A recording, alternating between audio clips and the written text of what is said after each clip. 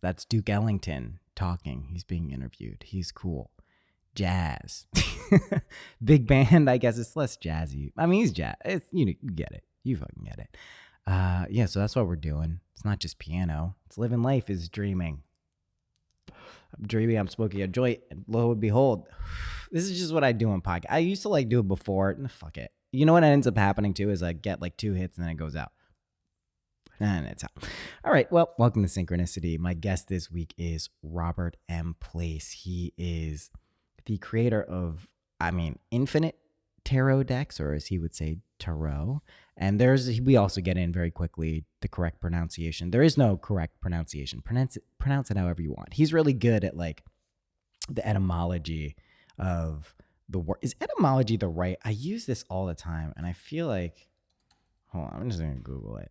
The study of the origin of words and the way it's specifically the right word for what we're talking. Boom, nailed it. So it's a long episode. I went over to his place. He lives in Socrates. I live in Red Hook. I got the Alchemical Tarot. Previous guest, Sean, he was using this deck. He was just sending me all these readings via text. And I was like, yo, the hell is that deck? Is awesome. And yeah, I got the Queen of Staffs right now.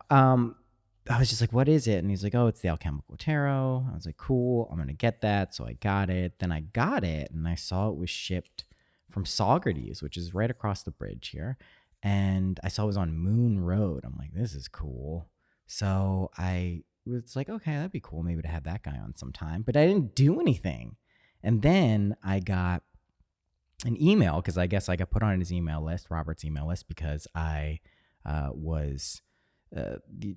bought the thing, you know how it goes. And I was like, this email smells as though he is actually the one putting it together. So I wrote back just to the email. I was like, hey, I have a podcast. I'd love to have you on. And then it was like a few days later, we did it. And it was great. And so the audio is going to be a little different on this one because I used the XY mic and placed the two. Because like he's like, I don't want to hold that mic. And I'm like, fair enough. So we just placed them down facing each other. And it actually came out way better than I thought it possibly could. But nevertheless, it sounds a little bit different than if we were holding mics. So I don't know. That's just, no one even cares about that shit except me. I listen. I've listened through really good headphones, really good interfaces. I love sound. I love music. I want to hear it the best. So I'm sensitive to these things. So if you hear it, if you ever heard an episode of this show and it's like not good quality, I'm aware. I know. I fucking think about it every night, but I know. So that's what's going on there. A few things for you to do if you're interested. If you want a live event, a live synchronicity event, sign up, use the form. It's like a quick it's like 20 seconds or less. Tell me where you live. It's like really easy to do. Jake, my assistant, is making it better. He's fucking awesome. Shit is just good. It's just getting better too. Go fill out that form for live events. And then I'm going to be selecting the person for the live episode tarot reading. And is that a woodpecker outside? Yeah. Cool. There's a metaphor. So we'll look at what that is later. But I'm going to pick that person over the weekend. And then we're going to do the episode probably next week before Halloween. And then there is also, gosh, I got to stop giving free shit away. I got to be like, yo, you got to pay like $20 to be on the podcast or something. You don't, if you sign up, you don't have to. But I feel like I got to start doing that because whenever I say something is free, so many people do it. And like, even if it was just like $5, it would like be like, all right, those people aren't that serious. If $5 is deterring them. And I get not everyone has money. Everyone has $5. So anyway, I'm doing those things. Sign up. There's links on this episode on the website. I'll also send out the email tomorrow, I guess. So like in case you missed it and you're on the email list, you'll get that. So this is just a way to incorporate like these live events. The reason they're happening is because they're fucking great. I love doing them. And I was talking to Jake about it too. I was like, I realized this about myself. Like I can talk about stuff that I'm getting like downloads or, shit. I can get it, but I really enjoy when people ask questions and it's like the dynamic interplay. That's why I have this podcast. I had this podcast and was doing that with people before I even knew what the fuck I was doing. That's what I liked about it. So I like that in group settings too. So that's going to be fun. Plus we can have some music.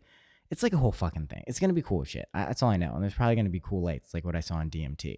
I'm pretty sure the lights I saw, at least when I was coming down from DMT, like the more I kind of get distance from the Changa experience, I'm pretty sure that is going to actually be a physical place in this reality. Towards the end of it, riding the beam of infinite light to your dreams, glory and love and all that stuff. I mean, I know that's like physically like that will unfold here, but in the exact way I experience, I don't know if that's, I don't know. We'll see. So anyway, sign up for that stuff. It's going to be fun. And then those things will happen probably sooner than you think. Anything else? I don't know, man. I don't know. Shit's good. Shit's real good. Go listen to Jessa's last two podcasts. The one with Water Baby and the collective energetic update. What does she call it? I don't know. They're so good. They're so good. Holy shit. That's it. And I'll be doing YouTube tarot stuff and Instagram tarot stuff. I'm just popping in live. I'm not even announcing it.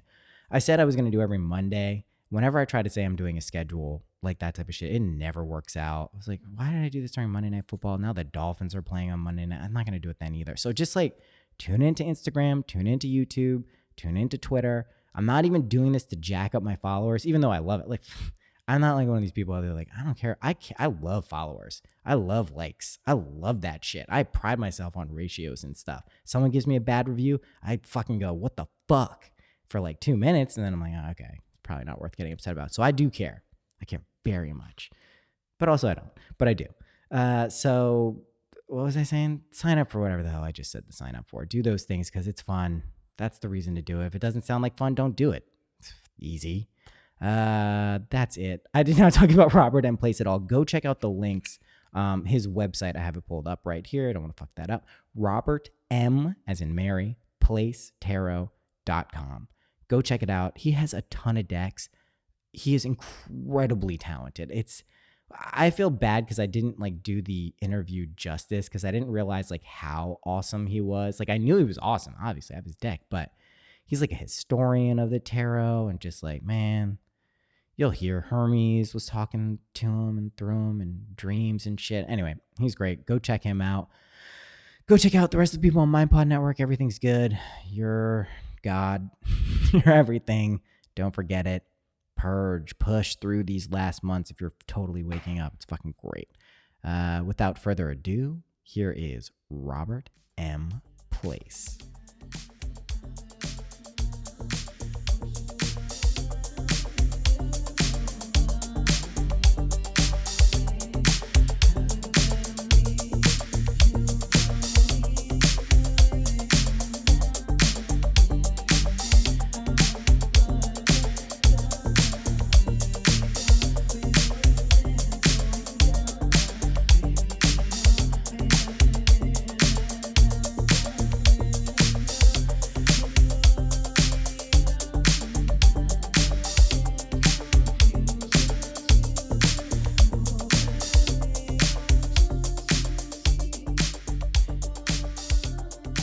So, like, see, what you're doing is exactly what I was doing. I was saying, like, oh, I got this radio show. What am I going to do with it?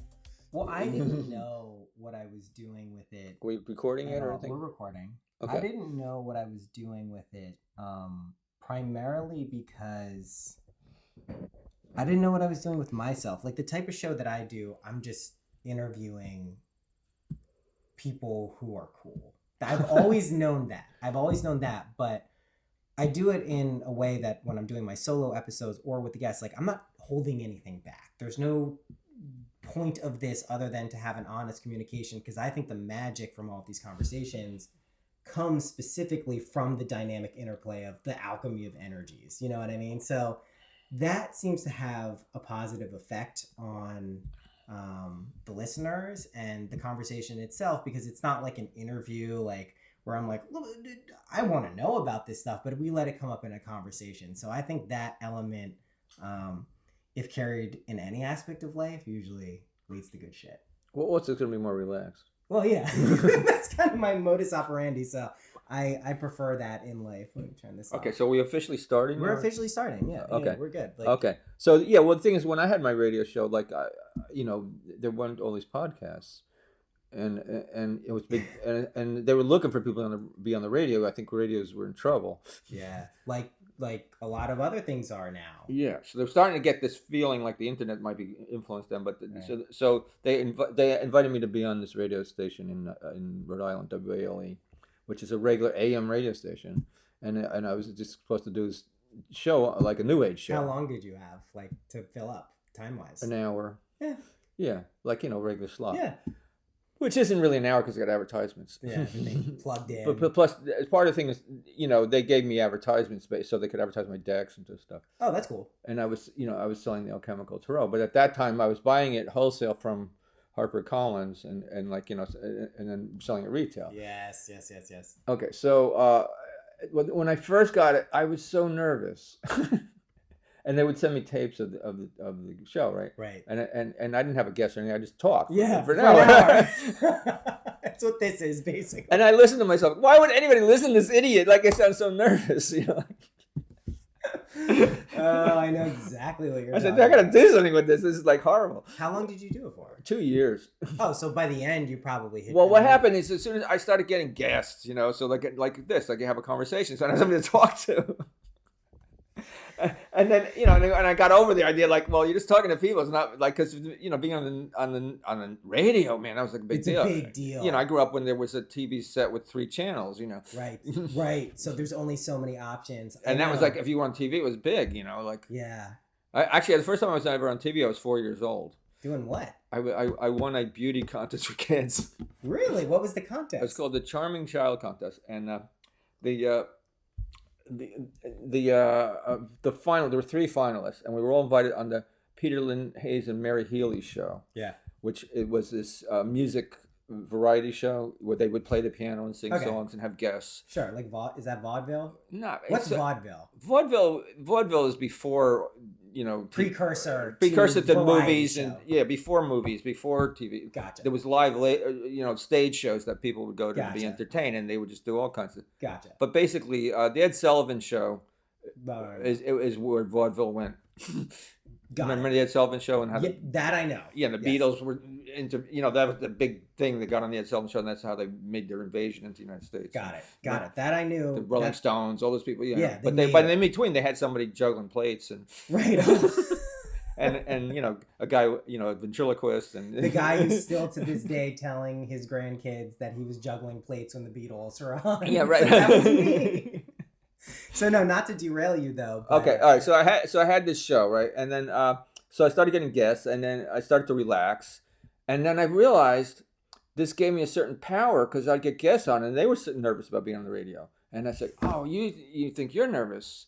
I was so nervous when I started, and you sound calm next to me. Right. I would calm them right out. Right. Because they said, wow, if you were nervous, then and then you got over it. Like, what's there to be nervous about? Right. Like, which is just you're learning how to hold space for people, right? You provide like a comfortable environment. Yeah. And because, I'd have these authors on, I'm trying to give them exposure. Right. If I like their book, I'd get them on. Right. And then, so the publishing company started supporting me because I'm interviewing their authors.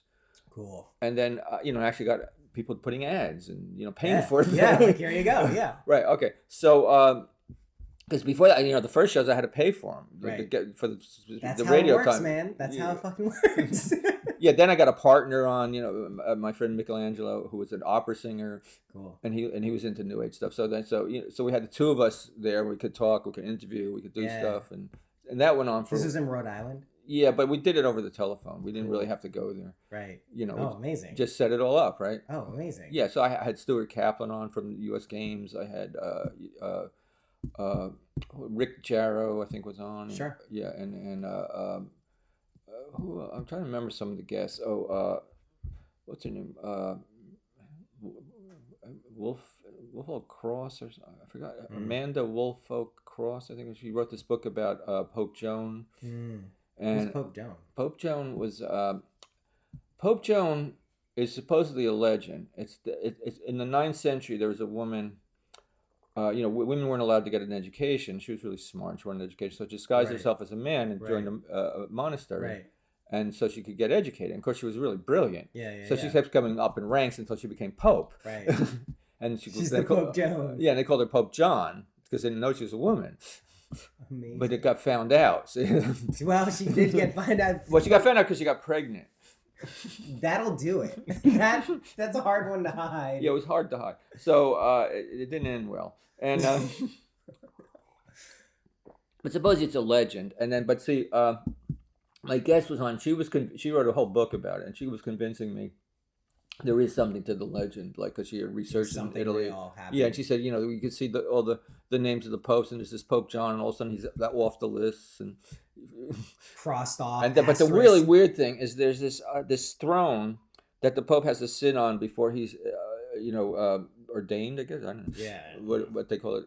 Anointed, whatever. Okay. Yeah. But it's like a potty seat, and he sits in there, and his testicles hang through. Are you serious? Yeah, this is what she told me. And then there's one of the officials there looks from the back, and then he says in Latin basically that the Pope has testicles. Holy shit. Yeah. So and like sort of like the Pope is well hung. But it's in Latin, so it sounds better. Yeah. Okay. So the thing is, why are they doing that?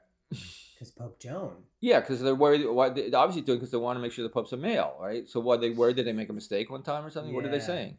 Oh, geez, I never knew any of that. Also, there was the thing is that supposedly she was found out during procession. There's this route from the Vatican to this other church that they would do once a year for the special procession, and on that procession is when she was found out, and then she was stoned to death on the spot. Oh shit.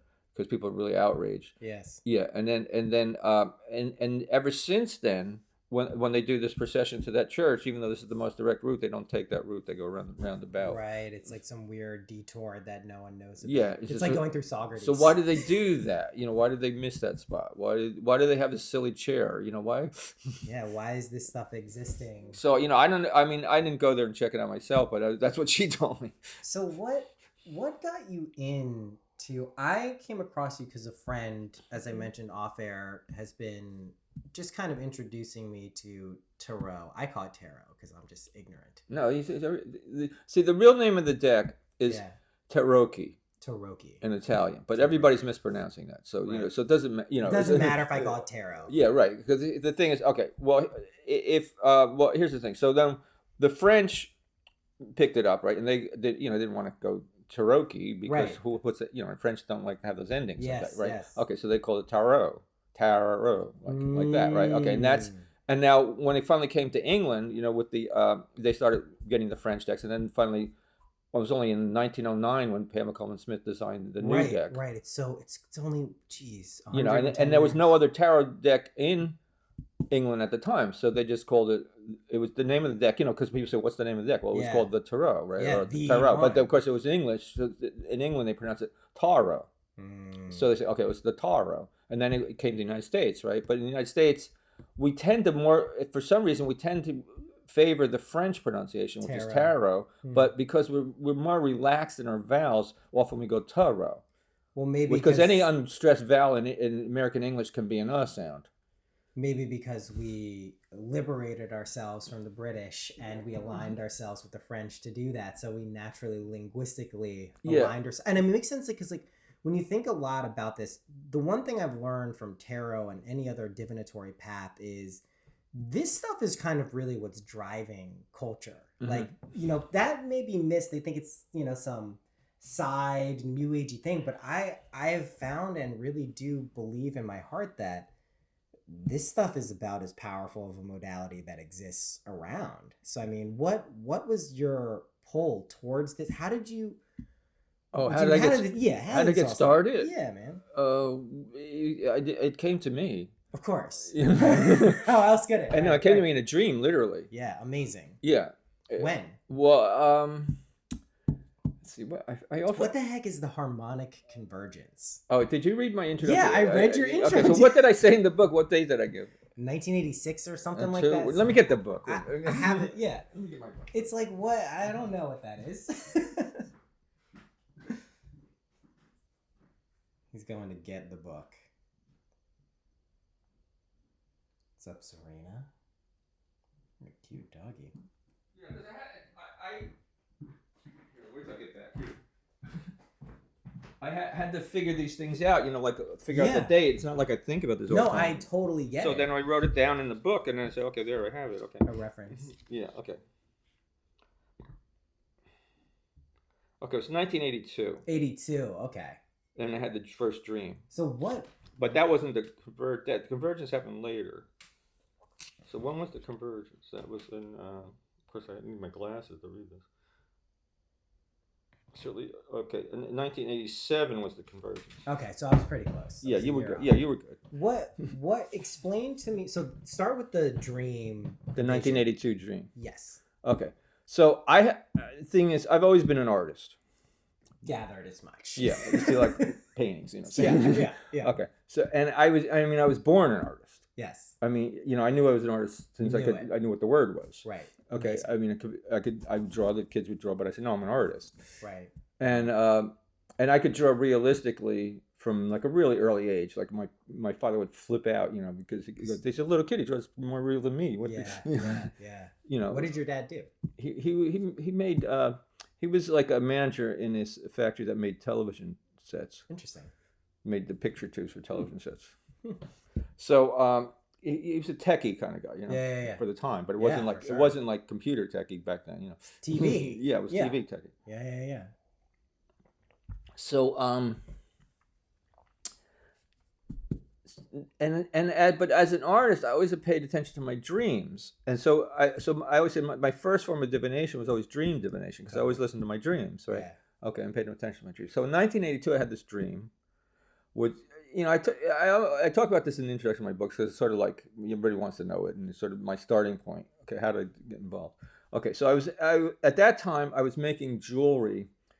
Handcrafted jewelry that I sold at crafts shows. Sure. Okay, and I was in the middle of a dream that was really about my jewelry business, because there was a woman in the dream who was another jeweler. Sure. And she was about to become a show promoter, and I didn't know this, so it was actually predicting this. The dream was predicting this, and because she was going off into this red brick building, and I was following her. Right. Because she was a friend of mine, and I was going to go into her shows, and I didn't even know this yet, right? Yeah. Okay, and that's what the dream was about, right? Okay, so we walk into that building, I'm following her, and she goes off in the other room, and I'm in the living room, and there's a telephone table, and the telephone rings, and that was like, wait a minute, this has nothing to do with this dream. Yeah. I mean, it was so obvious in the dream that this is a message Something outside else. of the dream. Yes, it's coming from some other. I mean, I probably would have forgotten the first dream, But you didn't because of that call. Yeah, so it woke me into this lucidity, like, I didn't know if anybody could call you in a dream. Like, what's happening? It's like, because, back in the 80s, when the phone rang, you used to pick it up. Yeah. Yes. Because you didn't have, remember, most people didn't have tones? voicemail and all that stuff. It wasn't like, it was like a big deal. If somebody called you, better pick up the phone. So I said, okay. So I picked up the phone. And this woman came on, who was like a dream operator. And then she said she had a person-to-person call from England for Robert Place, and would I take it, accept it, because you had to accept the charges. Back then, for sure. Okay, so I said, okay, yeah, I'll accept it. And then she put this woman on who was a secretary of a dream law firm. This is an amazing dream, by the way. Yeah. So and she told me I had an inheritance coming from an ancestor in England, and she told me there was certain karmic debt attached to it. It was a very powerful tool. Yeah. But because of the way he used it, there's some karmic debt attached to it, and I would have to take on the debt with the gift. Yes, with the boon comes the debt. Yeah. Sure. And in retrospect, thinking about it, I was like, well, I didn't even think that over. No. Well, you're just being given a boon by a ethereal dream operator. Yeah. So I said, yeah, but I should have said, what is the karmic debt? How do I pay that off? Can you clarify? But I didn't. I said, oh yeah, sure, I'll take it. So I said, but where is it? How will I know it? And he says, oh, you'll know when you see it. It's called The Key, and it comes from England. It'll be in a box from England. Amazing. So I woke up in the morning, looking at the foot of the bed, expecting the box to be there. Right. Because it was so vivid. Right. I mean, I thought there's going to be a box at the foot materialized for sure. Yeah, right. And Roseanne, my wife's looking at me like, what are you doing? And I explained the dream. She said, wow, it's an amazing dream. Yeah. Right. Okay. So, I mean, she was pretty cool about it, because some people might have thought, like, what is that? You're nuts. Totally. You expected to see a box from your dream. Okay, buddy. Yeah. So, the thing is, what happened was almost like that. Yes. because my friend Scott, Scott Jarrett, he's a musician. Actually, he's Keith Jarrett, the musician, the No. jazz musician. Well, he's Keith Jarrett's brother. Cool. And he used to be What- friends of mine. Keith Jarrett's a really famous jazz musician, pianist, Cool. composer. Cool. Yeah, and Scott, this is when we lived in New Jersey, and Scott came over because somebody had sent him the Wade Smith cards Sure. as a present, and he was holding his Wade Smith deck, and it was like this was in a day or so after the dream, Right. and I'm sitting in the kitchen at a table like this, and the door was over here, right to my left, and he came through the door. Now, when he came through the door holding the deck, my head turned, and my eyes focused on the deck without. You just like drawn to it. Yeah, I mean, it doesn't like I was out of control. It was like my head turned on its own, my eyes focused on their own. Yeah. Like totally. why is my head doing this? Why are my eyes doing this? And Right. it's like, You're even aware of what is going on. yeah, I'm sitting back here, and my head's just doing this. Totally. Okay, so I look at the deck and I go, oh, because I remember this from college. I said, oh yeah, those cards, they were made in England first. Yeah, and it wasn't the book The Key to the Tarot. That's because they called it, also they called the trumps the keys. Right. This is. I said, oh yeah, the key. Okay, yeah, right. I get it. Now I get it. I get why they're calling it the key, and it's from England originally. So we're looking to go, and I tell them about my dream. And I said, I got to get one of these decks, right? Okay, so then my friend Ed, who's an astrologer, Ed Coyle, comes over, and he like this another day or so, and he gives me the Marseille deck, and he said, I have this deck, and he's a very intuitive guy, and he says, I have this feeling that you're supposed to have this deck. Wow. And just gave it to me. Wow. And then I heard after that there's tradition that your first deck should be a present gift. Yeah, that's which I don't pay attention to any of those things, Yeah, right? But that's actually what happened. Wow. Wow. So then it's okay. Now I have to go buy the Wade Smith deck also, Right. Because that was the initial thing from England. One. Yes. Because this one's French, right? Right. Okay, so it wasn't like there was no place. I was living in Western New Jersey by the Delaware River, and I had to go into New York City to buy a deck because there was no place there to buy a deck. Yeah. Okay. Yeah, totally. So I went into Times Square, and there was a bookstore. In Times Square, amazing. Yeah, and in among all the the fake Morning Stars and. Yeah, I actually know exactly where they used to keep this shit. Yeah. Right. Okay. There was a counter and it had all tarot decks in the back, right? Yeah. Okay. And I said I want to see that tarot deck, right? Yeah. And of course the fellow behind the counter goes, "You mean the tarot?" Yeah. Like, you idiot! You don't know how to pronounce. Yeah, it. exactly. So that's why I never get on anybody about pronouncing Because the the guy did it to you and you had it right. That's so funny. Yeah, and I mean, you probably shouldn't say tarot cards. I mean, right, you can get away with that in Kentucky and places. Maybe. But mostly people will think you don't know what you're talking about. But the thing is, okay, so it gives me the deck, and I go, yeah, that's it. So I buy it and I come home, and I start, and then I'm working with it, and I'm seeing all these symbols in it that I had known a lot about studying art history, right? And I'm getting a feeling for the two decks and working with and figuring out how to work with them. Yes. And I remember, like my girlfriend in college, she was working. She used to have the Wade Smith deck, and she would do the Celtic Cross, which was Celtic Cross. Yeah. So okay, we'll do the Celtic Cross. Yeah. Okay, so I also the thing is, when I was in college, I used to spend a lot of time reading occult books, and I remember I had books that showed pictures of the early French cards. Like historic cards, right? And even in college, I said, well, maybe I should make a tarot deck. And I got a little piece of cardboard, and I started painting cards, and I got about 4 cards done, and just copying like the French ones. Yeah, right? yeah. Okay, and I said, this is a lot of work. I can't. It's a lot of work. I don't know if I can do this. And so I stopped, after 4 cards, right? So 74 to go. Yeah. 75 sometimes. Yeah. Okay, so I just started, so now I had this, and now it was like, okay, this is my inheritance. I have to get serious about it. And I started looking into, maybe I should read some books on it. I'd read these books, and back then the books were filled with misinformation. That, like, it was all this occultist information about the deck that couldn't. As somebody who studied art history, I knew it didn't make any sense. They can't come from ancient Egypt. They never made cards in ancient Egypt. Right. It wouldn't. Yes. They didn't have paper. Yeah. Yeah. They had papyrus. Papyrus, where we got paper. Yeah. That's where the word paper comes. But it doesn't. The reason they make scrolls out of it is because it's phrased at the edges and stuff. Right. Right. It doesn't Amazing. hold together like So paper. while they could pull potentially some symbols, this wouldn't have been a deck that was in use like we think of these cards now as a modality. Right. Also, if you look at the cards, and I had some inkling of historic cards. Like in the excuse me. And I'm gonna take some water. Okay, no problem. I got some tea leaves caught in my throat. It'll happen. It happens. Yeah.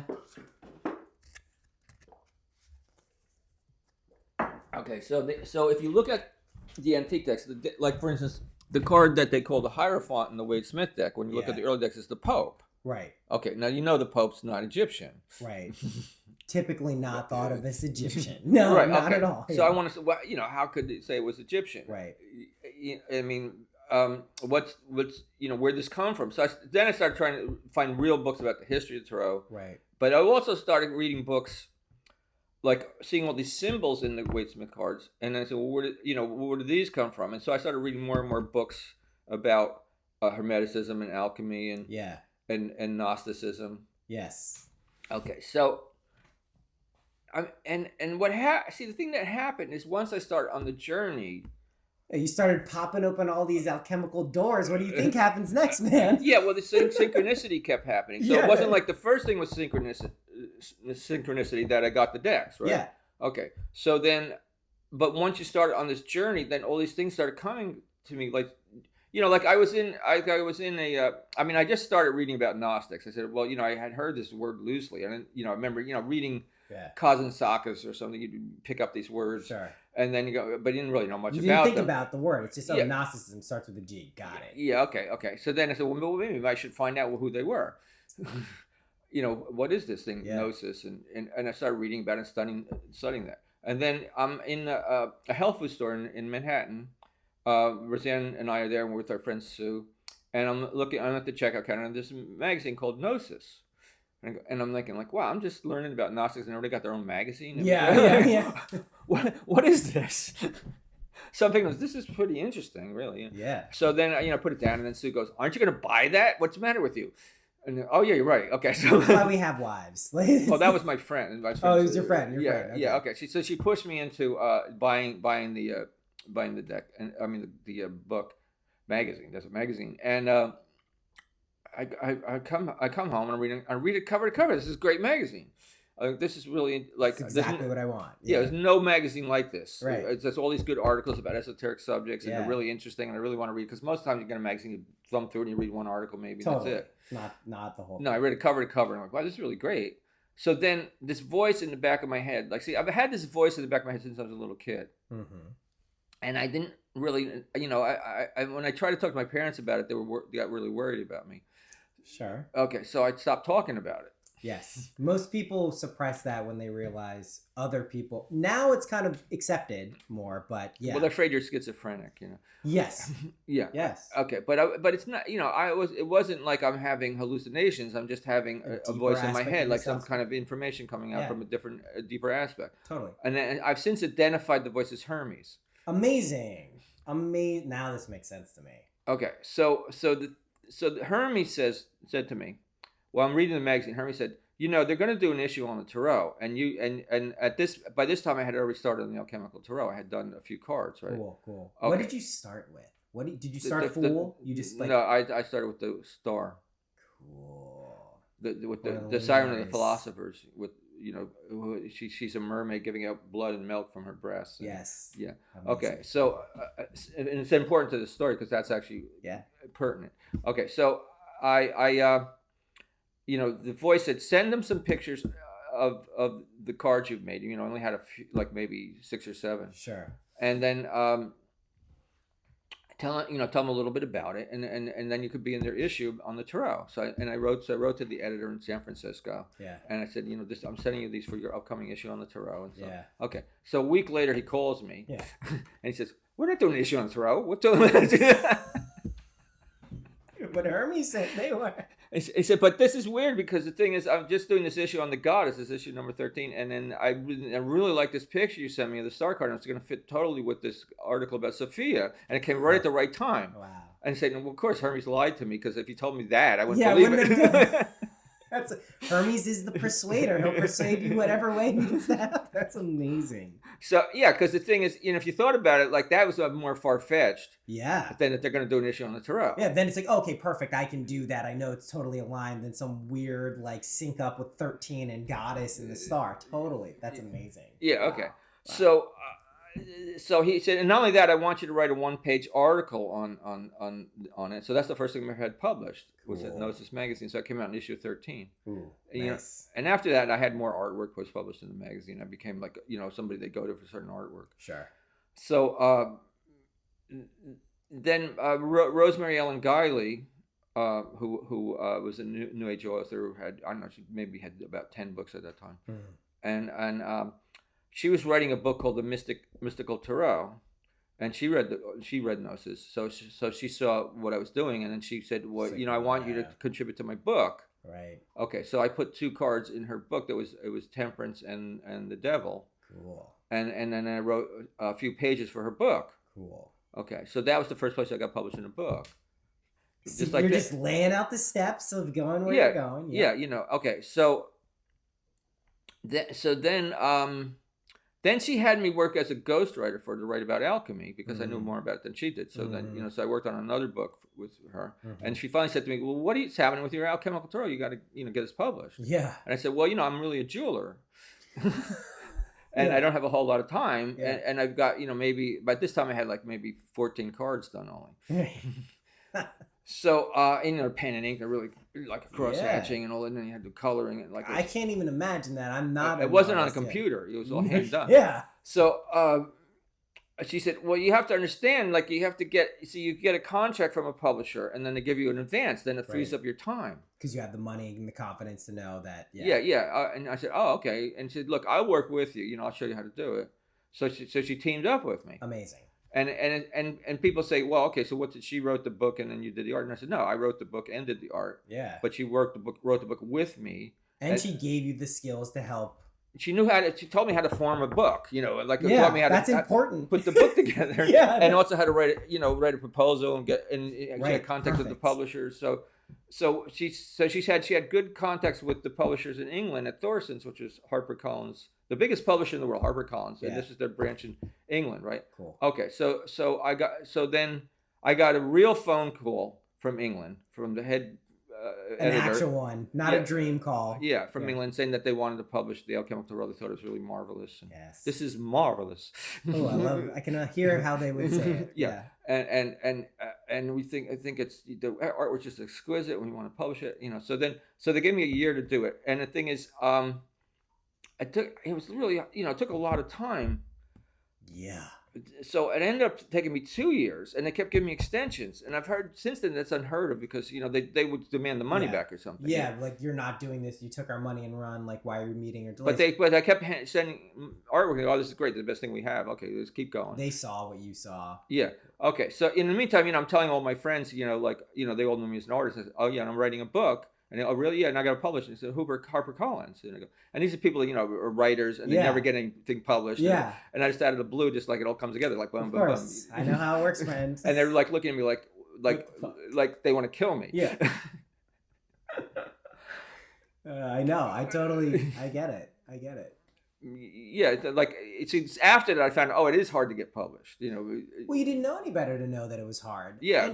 Well, because it was synchronicity, the whole thing. Well, that's the thing. Like, so not to interrupt you too much, and I want to jump right back on where we are in the story, but several things you said really struck me. One is your subsequent revelation that voice is Hermes is really important.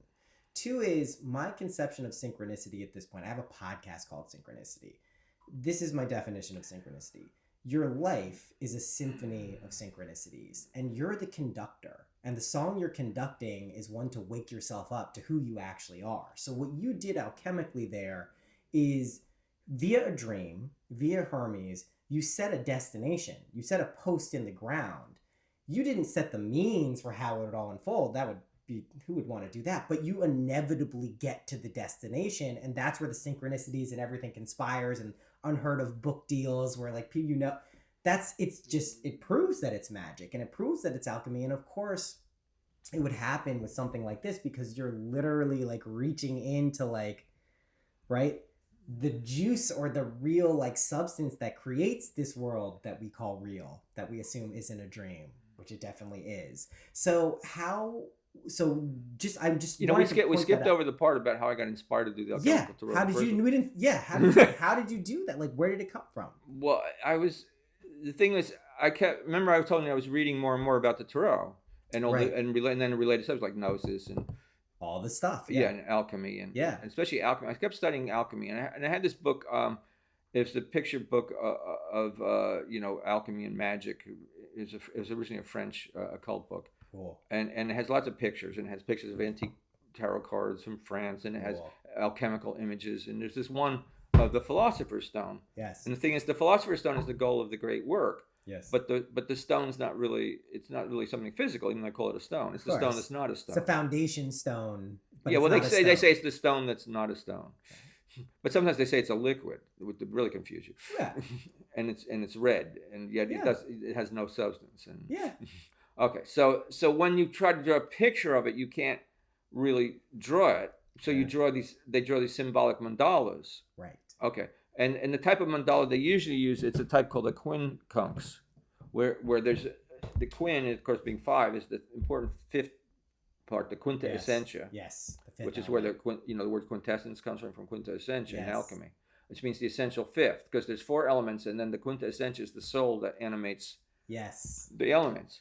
So in this, the whole point of the alchemical quest is to take a substance and kill it and bring it back to life and to bring the soul out to the surface. Yes. And that's the philosopher's stone. Yes, it is. Okay, so if you want to show the philosopher's stone, you show this mandala where you have in the 4 corners are symbols of the 4 elements, and in the center is the symbol of the quinta essentia.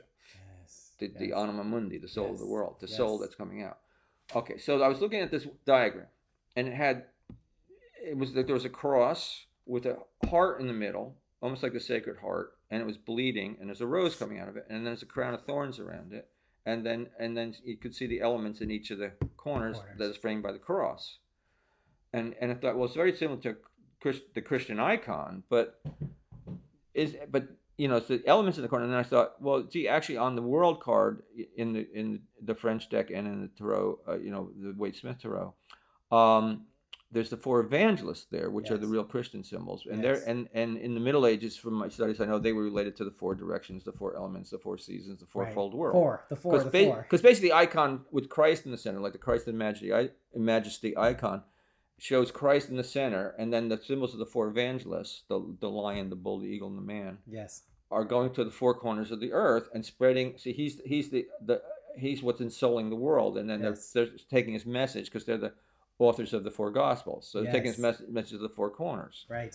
Okay, so now they made that as the tarot card, but they put a woman in the center. And I was thinking about and the way she had her leg up, and I was thinking how similar she was to this alchemical image, right? And then how there's some alchemical images where there's actually a female in the center. Yeah. And then I was thinking about how that way the figure is with the one leg up like she's dancing is similar to one of the Egyptian hieroglyphs for the soul. Yeah. And also the heart in this picture is a symbol of the soul. And then so if the woman's a symbol for the soul and a symbol for the heart, and then the 4 events are related to the 4 elements, then this is the philosopher's stone, then the world card could also be the philosopher's stone. Now as soon as I said that in my mind, to myself, it opened a part of my mind that it was like a portal opening up in my mind, and then this flood of images came out, like oh wow, and I could start to see how every single tarot trump was related to an alchemical image, and then and it was like, whoa, holy shit. And then so it was just like energized me. So I got out a Jung's Psychology and Alchemy, which is filled with alchemical images, and I started writing notes in the margin. This is this card, this is this card, this is this card, because I had to write it down really fast. You had to get it out, because I get it. It's the download, the flashes. It's like, let me capture this lightning in a moment. Okay, so then and that's how I started on doing the deck. I mean, basically at first I would just make charts and talk to people about it, and then my friend Kathy said to me, well, you're an artist, you got to make this into a deck. I mean, again, my friends kept pushing me, and it was kind of crazy because I had been reading so much stuff. Like I was supposed to be making jewelry, and it was really intensive work. And I'm just standing around, hanging around reading books, and the stacks of books are reaching the ceiling, and people are getting worried about me. Yeah. So you're the hermit, and people are like, "What the fuck is going on?"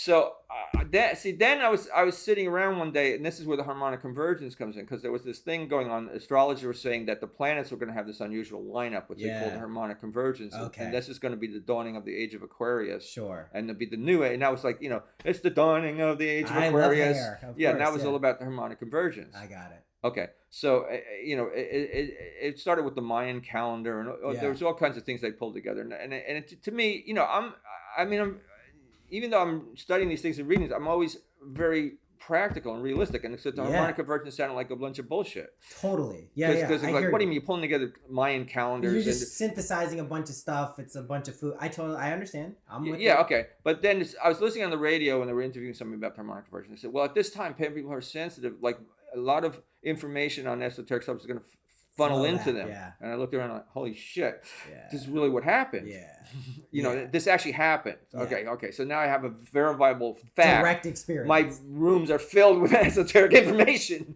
They funneled into me, Yeah. Okay. So I that's how I started on the deck. And then once I started on the deck, that's how I got into Gnosis and into Rosemary's book, and then we got a contract, and then 2 years later it gets published, and that was 1995, and this whole journey started in 1982. 13 years. Yeah. Okay. But I mean, the harmonic convergence was 1987. Yeah. Okay. So from 87, when I first had the inspiration, it was till 95 when the deck was in print. And now, okay, so the deck became like world famous.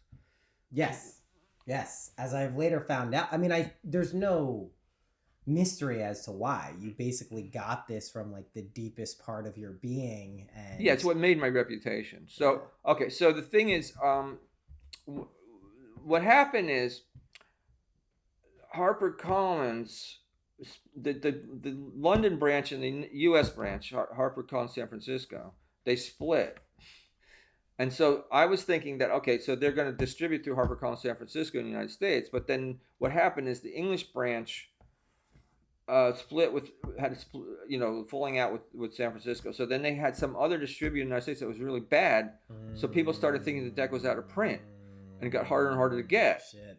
But I had this really good contract where I could buy any amount of the deck at a total like 50% wholesale price. Oh, amazing! So I could keep selling them. So you could be like the exclusive distributor. Yeah, so I was selling the decks, or even when I had my radio show, I would give them a deck as a present. Or, So that's why I advertised on my radio show, and I started trying to figure out how to sell the deck, because that's how I was making money on it after the advance was gone. Right. Now the deck has to be sold. Yeah. Okay. So then I don't know if you remember back in 94, 95.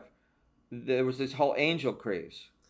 Okay, so I was born in 83, so I didn't really delve into mysticism until like my 15. But this wasn't like, it wasn't like you didn't have to delve into mysticism. No, like Touched by an Angel and like all. Yeah, it was all. It was a popular culture. Like Travolta was in all the movies where he's an angel. And stuff. Right. And you'd go to the mall, and like they had angels selling shoes. I mean, they had everybody was capitalizing on angels. It was so hot, it was ridiculous. Yes, it was. Yes. Okay. Yes. So HarperCollins San Francisco told Rosemary and I that they want us to team up again and do an angel tarot.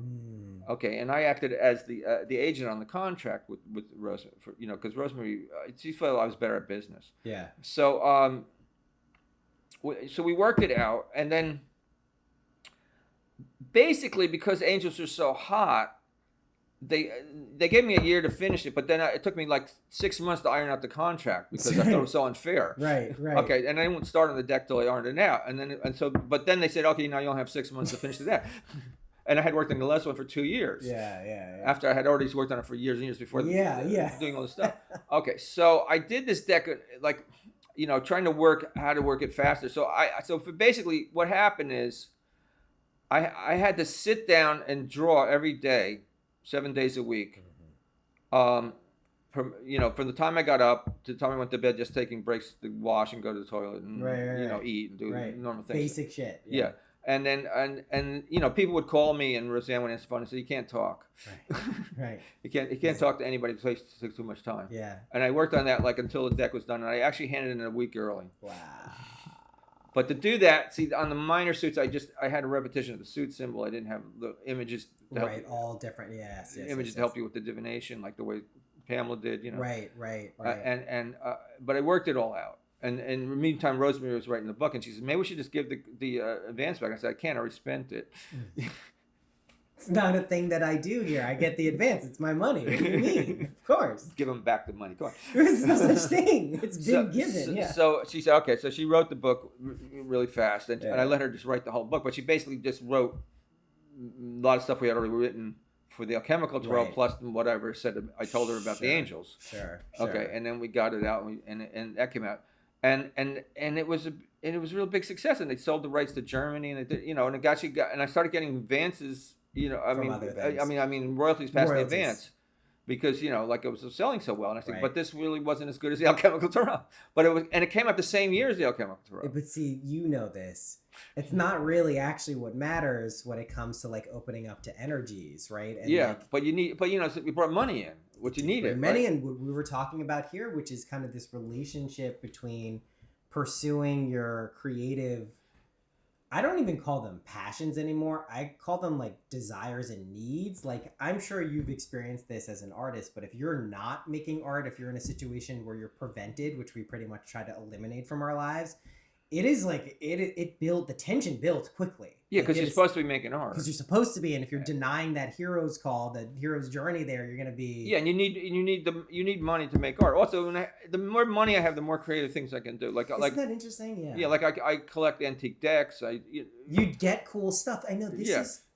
Yeah, I mean, money comes up a lot in this podcast because I did not have a particularly healthy relationship, as a lot of people don't. They view it as a cudgel that beats them down. Well, they think money's evil. It's not. It's so not. It's just energy. It's a reflection of energy. Because people do evil things to get money. That's what. So they confuse the two. Or will use it to do evil things. Yeah. Like to have undue political influence and make the laws in their What's favor. What's good with Mike Kavanaugh and Socrates? What's going on? This guy really wants to be district attorney. Yeah, right. This guy fucking has signs everywhere on my drive. Okay. Well, the election's coming up next month. I gather, because it's November and there's signs fucking everywhere. Yeah, it's always like this when it gets to the election. So I'm fascinated that you had this kind of download of information that led to these decks. I mean, but as you're going through and creating these, surely more is being revealed to you via synchronicity, via just the thing was,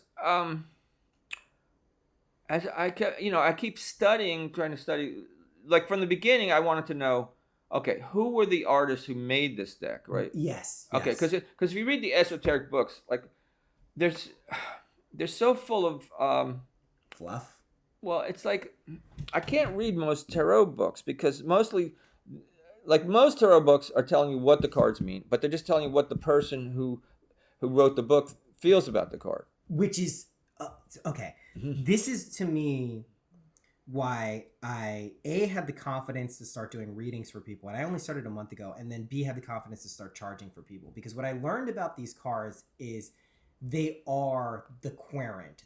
They are their unconscious revealing something to the person. Yeah. My job is to get the fuck out of the way. Well, but basically, you look at the cards and you put them together and you tell a story. Right. And the story has relevance. Right. And that's it. That's it. That's all divination is. That's all it is, exactly. But I use it as a way to allow people's unconscious to tell them what they want to know. Right. Because that's what everyone's trying to do. That's individuation. It's the alchemical process. It's the Jesus Christ moment. It's everything is waking up to this connection between the masculine and the feminine, right? This is the alchemical lead into gold process. And I have found few things as good as tarot cards, and then your alchemical deck comes into my life in a very magical way, and I see not only what was just kind of a felt sensory connection between these things, but the actual connection between them in pictographic form. And I love the way you put this as kind of like, it's kind of like a two-dimensional representation of not just a three-dimensional or four-dimensional concept, but all of these other dimensions of consciousness that they kind of unlock, and you can put them together in a narrative set, which is like, it's the best thing I think I found. Well, that's my whole reading technique is based on using groups of 3 cards. Yeah, that's so interesting. Because I don't believe that one, like, essentially what I've uncovered, going back to the Renaissance and trying to uncover who created these cards, is there was a lot of influence in there was a lot of interest in Egyptian hieroglyphs. Yeah. Okay, so there was an Egyptian connection, but Right. they come from the Renaissance, and come the Renaissance interest in the ancient pre-Christian world. Right. So, so a lot of artists in the Renaissance wanted to know how you read hieroglyphs, and there was a book called the Hieroglyphica, which was a book written in ancient Greece, well, in the Hellenistic world, and it was basically a Greek writer's misconception of how to read hieroglyphs. It's like some bumbling idiot. It's like, well, he wasn't an idiot. Of course not. He wrote a book in ancient Hellenistic Greece. He's not an idiot. But he was just. The thing is, the hieroglyphs were like sacred. They're hiero, which is sacred. I mean, hieroglyph is just Greek. I mean, it's sacred carvings, is what it says, right? So they were the language that the priests used, and not everybody could read it. Right. See, then there's a popular form of Egyptian writing also. Right. Was it Demotic? I forget how you say it. So the book was trying to explain the hieroglyphs, and then what the author was saying is that hieroglyphs are pictures that like the one picture encompasses lots and lots of information. So every time you see it, you pull out new information, which is what a symbol is, right? Right, it's what a symbol is. Okay, now, the thing is, the hieroglyphs were actually formalized so that each hieroglyph was one word or one syllable. So you could put several syllables to make a word, right? Okay, and they were much more solidified that way. Right. But it wasn't entirely wrong, because there was this aspect of Egyptian art that was more open-ended and kind of, you can read what you want into the image. Yeah, and like let the image talk to you, sort of. So, and see, the thing about hieroglyphs, they had the main picture on an Egyptian art had to relate to the hieroglyphs. So the hieroglyphs would work with, like, if the picture's facing to the left, the hieroglyphs would face to the left. The picture's facing to the right, they would face to the right. They had to relate to the artwork. Right. Now think about this. See, like, if you, like, the thing is, like, I've made pieces where, I annotate or have words on my cards, right? Because you want to give more of a, like, you want some kind of verbal message in there with it, right? Okay. And so you use the alphabet. But the thing is, the Egyptians didn't have an alphabet. What they had, they just wrote right with the pictures. Right. So there's very little difference. See, when they're making a picture, they're already writing. So, and then when and people say, well, how come in Egyptian pictures, their heads are always in profile, their shoulders are facing you, and then yet the feet are in profile, and they're weird combination of parts to the body, right? Yeah. Okay, because they're actually combining hieroglyphs to make the picture. Wow. So the direction of the facing is actually part of the syntax for, like, understanding. Yeah. No, it's like the way everything's like, okay, if you draw a face, it's in profile, unless it's a particular, like there's certain demons that look full face, right, because they're allowed to do that. So everything is formalized. You see, and there's no separation between written language and visual language. Right, because they're the same, because they're both images. Yeah, they're all image. See, and we've lost that. Well, and that's why they were considered magical. Like the hieroglyphs were like part of Egyptian magic. Yeah, and I mean, I think that's what we call magic is just something that we don't have a clear explanation for what it is consciously, right? I mean, when we have unconscious things happen that aren't explained by our Newtonian physics or just our conception of the world, that's magical to us. That's not how things are supposed to work in consensus reality. And what I found with a lot of things like tarot cards and what you're saying about hieroglyphics is they switch our mind, if you allow them to, into kind of the more metaphorical and allegorical way of looking at the world. And that to me is actually the function of this world. We take it very literally. We take it quite literally. But if you look at it symbolically and pictorially, which is, just to be clear, how we experience the world, we come up with these hermetic ways of language and dialogue to filter and parse what's going on. But when we're just having our experience, I see the woodpecker, I see the leaves, I see green. So we're actually it's kind of a more accurate representation of the experience of reality. And I think that's probably why it was resonant to people with the artist spirit, because they're seeing that as the active mechanism underneath. Like, one of my favorite artists is Magritte, And I didn't know why I loved Magritte so much. You know, he's known for the bowler hats, but he's got these whole series of paintings. And then I read a quote from him, and he's like, it's all about what's underneath. He's like, it's all that the reason I put the things over people's faces and obscure them under things is because it's all about what's underneath. That's all I'm drawing out to the surface. And I feel like these cards and what you're doing, like, I mean, it's that. It's so clearly that, and that is the magic that hooks people, even if they don't consciously know why, you know, like, oh my God, like, why is this resonating? I've had more comments on this deck than any other deck I put on Instagram. And I just started getting into Instagram, and people are like, what is that deck? And I'm like, yeah, it's fucking awesome, isn't it? Well, going back to the initial experience when I was looking at the image of the Philosopher's Stone, right? Yes. Okay, so looking at that image basically opened up this portal in my mind that I didn't know existed.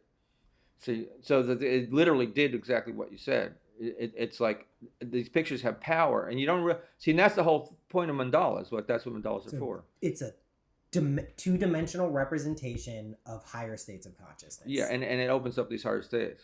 So that's what the alchemical imagery can do, and that's why I got very involved in alchemical imagery. But see, one of the things though is, you know,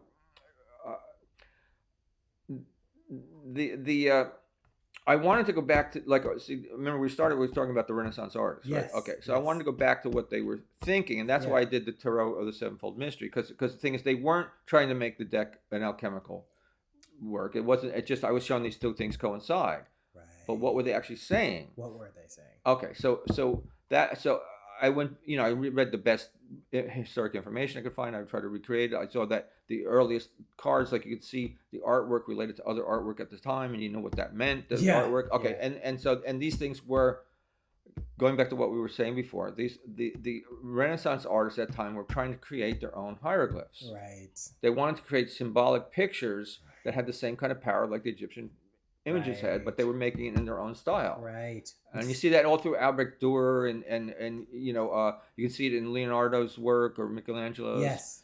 Botticelli, all these artists, you can see. Yeah.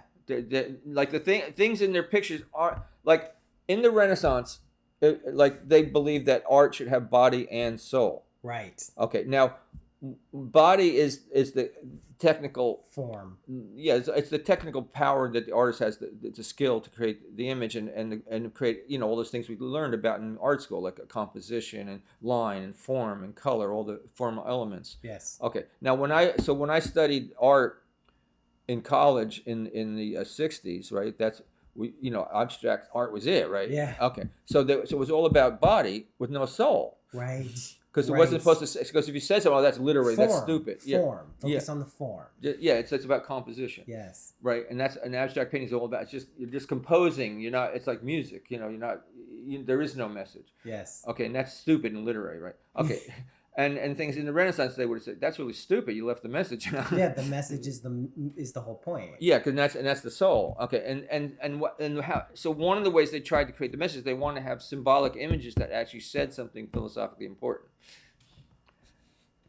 That is, as I see it, the dance that we all do constantly throughout life, whether we outwardly express it as artists or not. It is the philosopher's stone that we're all seemingly groping for, that exists within all of us, right? It is this kind of like, how do we get it out? How do we experience it? So what has that process been like for you? What has been revealed as you've made these decks, as you've plunged into kind of doing what those Renaissance artists were doing? Well, so in studying the history of the Tarot, more and more stuff has been uncovered. Like one of the things I started giving these lectures, I don't know, maybe 10 years ago or so, probably longer. But I go to the Metropolitan Museum and I look through their collection in their print library. Yeah. And they have some of the oldest tarot decks in the world. Cool.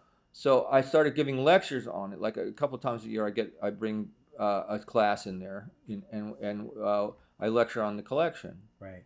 And we look through, and they have woodcut tarot cards from Ferrara from the 1400s. Wow. So that's the oldest. You know, it's as old as I could find. Yeah. Wow. These because you know we're so used to seeing the Visconti Sforza cards that are hand painted from Milan, right? Yeah. And those are the and then the Carriel Visconti and the other ones from Milan, and these are our oldest cards we have, right? Right. Okay, but those are hand painted cards, painted by skilled miniaturists for nobles, or rich people, and it's doubtful those cards were ever even used to play the game because they're probably decorative. Just works of art. In fact, there's little like holes in the top of them, right, where you could hang them. And they probably had tacked them up on something. Yeah. Okay, so the people in the street were using the woodcut ones, the cheaper ones. So that was the tradition you want to go back to and say, well, what were they actually using? What all these things mean? And doing that, see, because the thing is, okay, most people now know the cards didn't come from ancient Egypt. That's been thoroughly debunked. Yeah. Okay. So, and any book you read on Tarot, they won't say that anymore. Right. But the thing is, what they do say is, okay, but the cards are related to the Kabbalah. Right. And this card means this, and they treat it like it's some kind of secret formula that you have to uncover, and you're not looking at the artwork anymore. Right. And then they act like the people who made it were Kabbalists or magicians in the first place, or maybe they were the Cathars, and all these silly theories come up. Okay, they can't be the Cathars. By the time the Tarot only developed in the early 1400s, the Cathars were gone. Right. Okay, it wasn't the Crusaders coming back from the Holy Land. It wasn't any of this stuff. It was them naturally expressing pictorially. Yeah, the secret is that the Tarot was created by artists because it was a work of art. Because it is art. That's artists in the Renaissance were very knowledgeable people who studied philosophy, and because they had to have soul to their work. It wasn't like they're not just people because we think of artists as just body. What's the work? What's their body of work? Yeah, right. Okay. But an artist in the Renaissance had to have body and soul in their work. So how do you put soul in? Like look at Michelangelo wrote poetry and all this stuff, right? Yeah. Right. Okay. They're very educated people, who are the artists. They're even doing like basically the early cards are like folk art, right? But they still had to hire who made these cards? Well, the people who made the cards are the same people making books, right? The Renaissance is a time when well, first of all, there's a merchant class, and to be a merchant, you had to know how to read, because people go, people didn't know how to read back then. Well, yeah, most like farmers didn't necessarily know how to read, but the thing is, but if you're middle class merchants or whatever, you had to read. Yeah, books. You were not just the clergy. So the thing is, they wanted books. That's why you start seeing books that aren't religious books. They wanted other kinds of books, like romance novels, basically. You can see Hermes run through all of this, right? Merchants, Mercury, Hermes. Okay, and this important thing happened.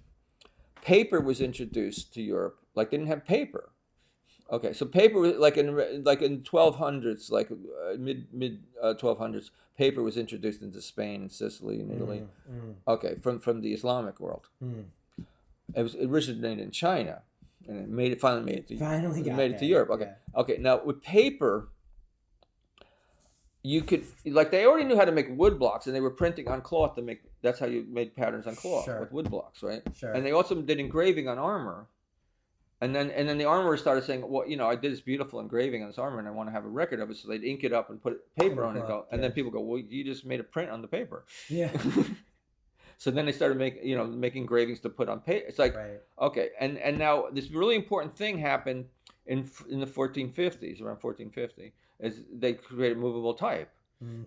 Okay, okay. So now, because before you had to carve, if you want to make a page of a book, you had to carve the whole page. Book, yeah. The whole not only page, that, but backwards. Right. Oh, right, because it's going to be read. Yeah, and you got to do this way. Okay. So now, you say, well, we can just put type in and lay it out real fast.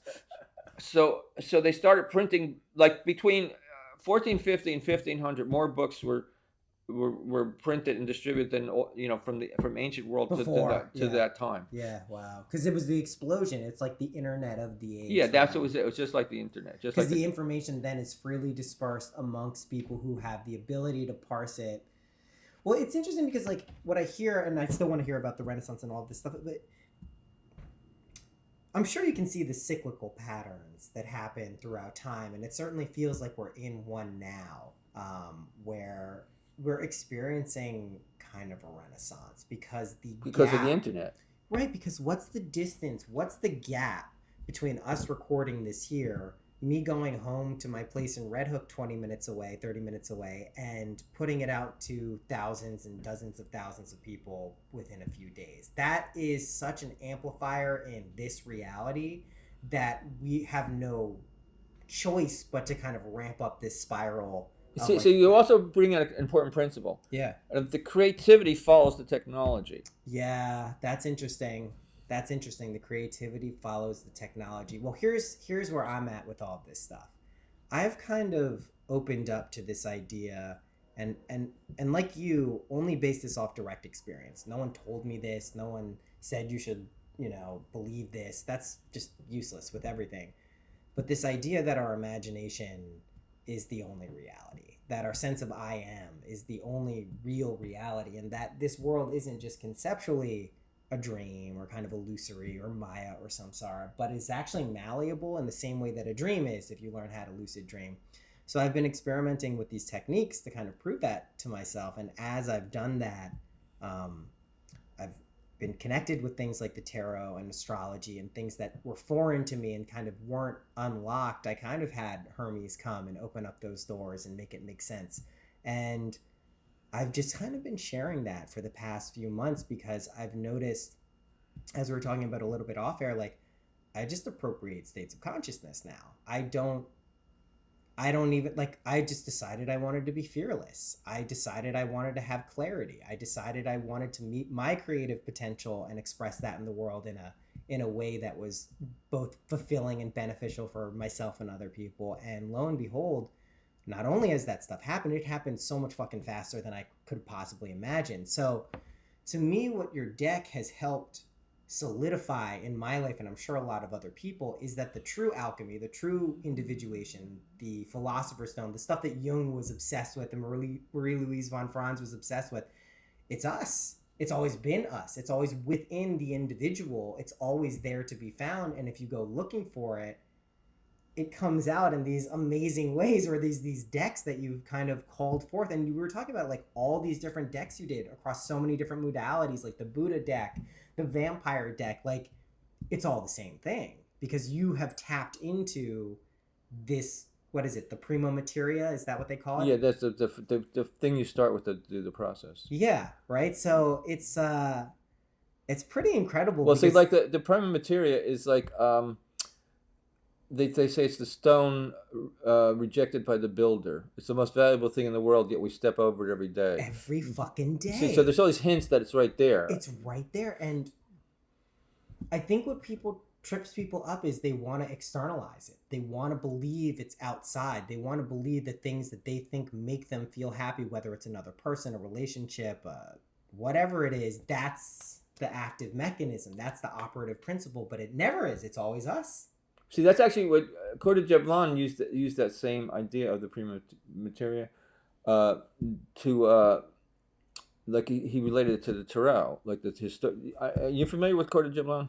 No. Okay, so Cordojeblon was the first occultist that discovered the tarot.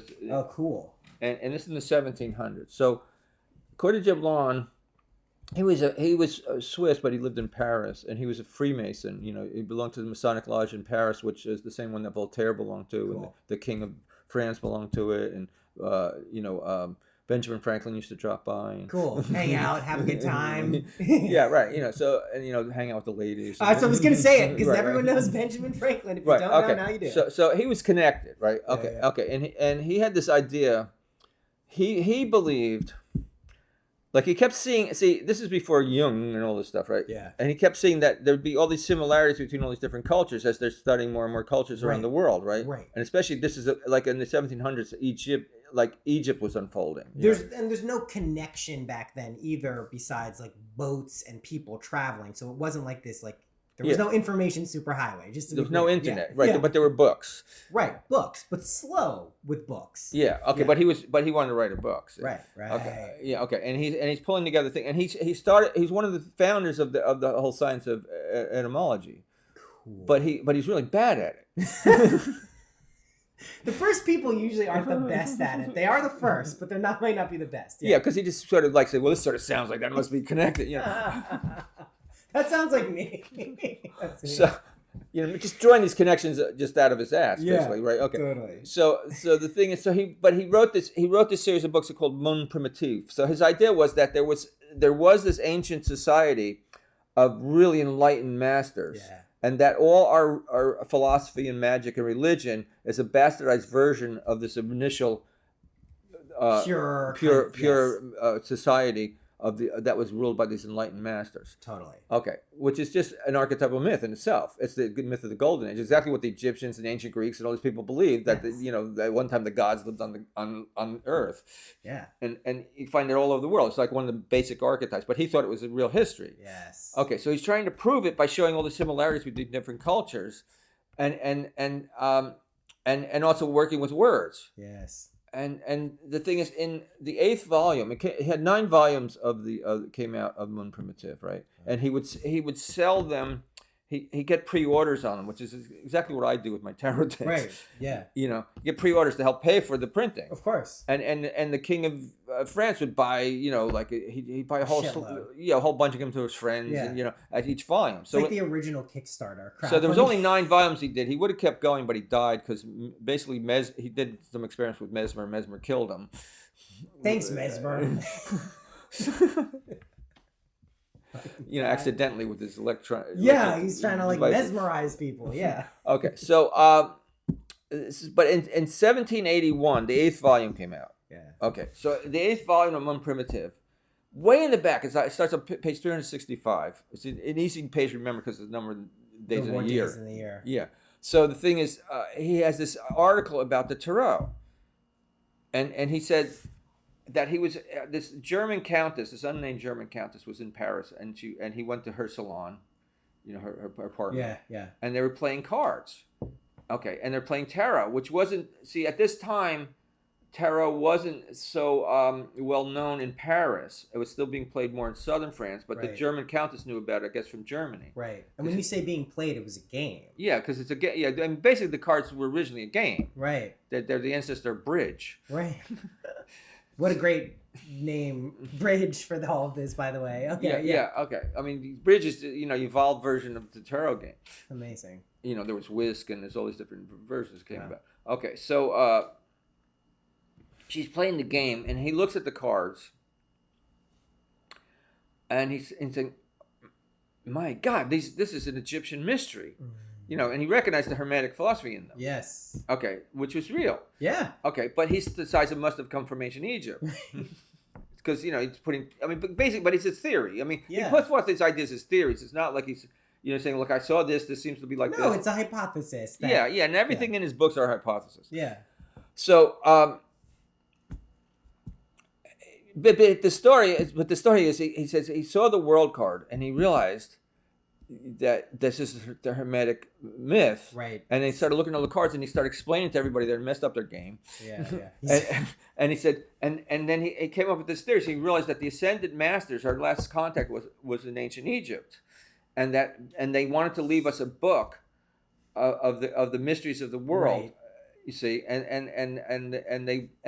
their wisdom, they knew if they wrote this book out of ignorance and greed and warfare, that the book would be destroyed. Right. Okay, so in their great wisdom, they made it a deck of cards because they knew that people would use it to gamble. Right. And because of their greed and corruption, that they would ensure that this deck would continue. This guy had some interesting things. That's a really good one. Yeah, it's because he like betting on the lower nature of mankind because they were so wise. They knew that their wisdom would make it through. We got this. We know exactly. What's weird is that also does kind of work for a lot of shit too. That's so funny. So he says, and he said, so they left this book for us, and until this year when finally someone with the knowledge could read it. Me, which is me. Of course. I am the chosen one who can read the book. And it's in hieroglyphs, of course. Wow. See, which the tarot are, they're Renaissance hieroglyphs. So the thing is, there are connections with Egypt because these are influenced by Egyptian hieroglyphs, but they're Renaissance hieroglyphs, right? Right. Okay, so he's saying, so he feels that the deck was obviously created in ancient Egypt and then was passed on in ancient Rome to the Roman world. From there it came to France, but of course, as artists kept reinterpreting the cards, they add, they reinterpret the images in European Right. style because Right. he knows they're not Egyptian. There's a course. Pope card. Right. No Pope okay, so but the Pope was the Hierophant, you see, in ancient Egypt, and then and goes and of course, Interesting. and of course, there's a Pope and a Papist. There's no Papist. Right. So how does there? That's obviously the priestess from ancient Egypt. See, there's Right, like it doesn't really fit Christian culture. Well, because one thing that I was reading or hearing about with a lot of this stuff is all of these scriptures, all of these metaphysical traditions and religions are allegories. They're metaphors. They're not able to capture. Yeah, well, that's how everybody looked at the Bible for Well, that's so until the fundamentalists came along. Everybody, I mean, the thing is, everybody acts like the fundamentalists are the original Christians, right? And it's like they're just a new version that happened. New version who misinterpreted that this isn't a secular history. That it's the way I look at the Bible now. And I grew up Reformed Jewish, so like Jewish light. So I just didn't really even have any conception of the New Testament. But every character in the Bible is you.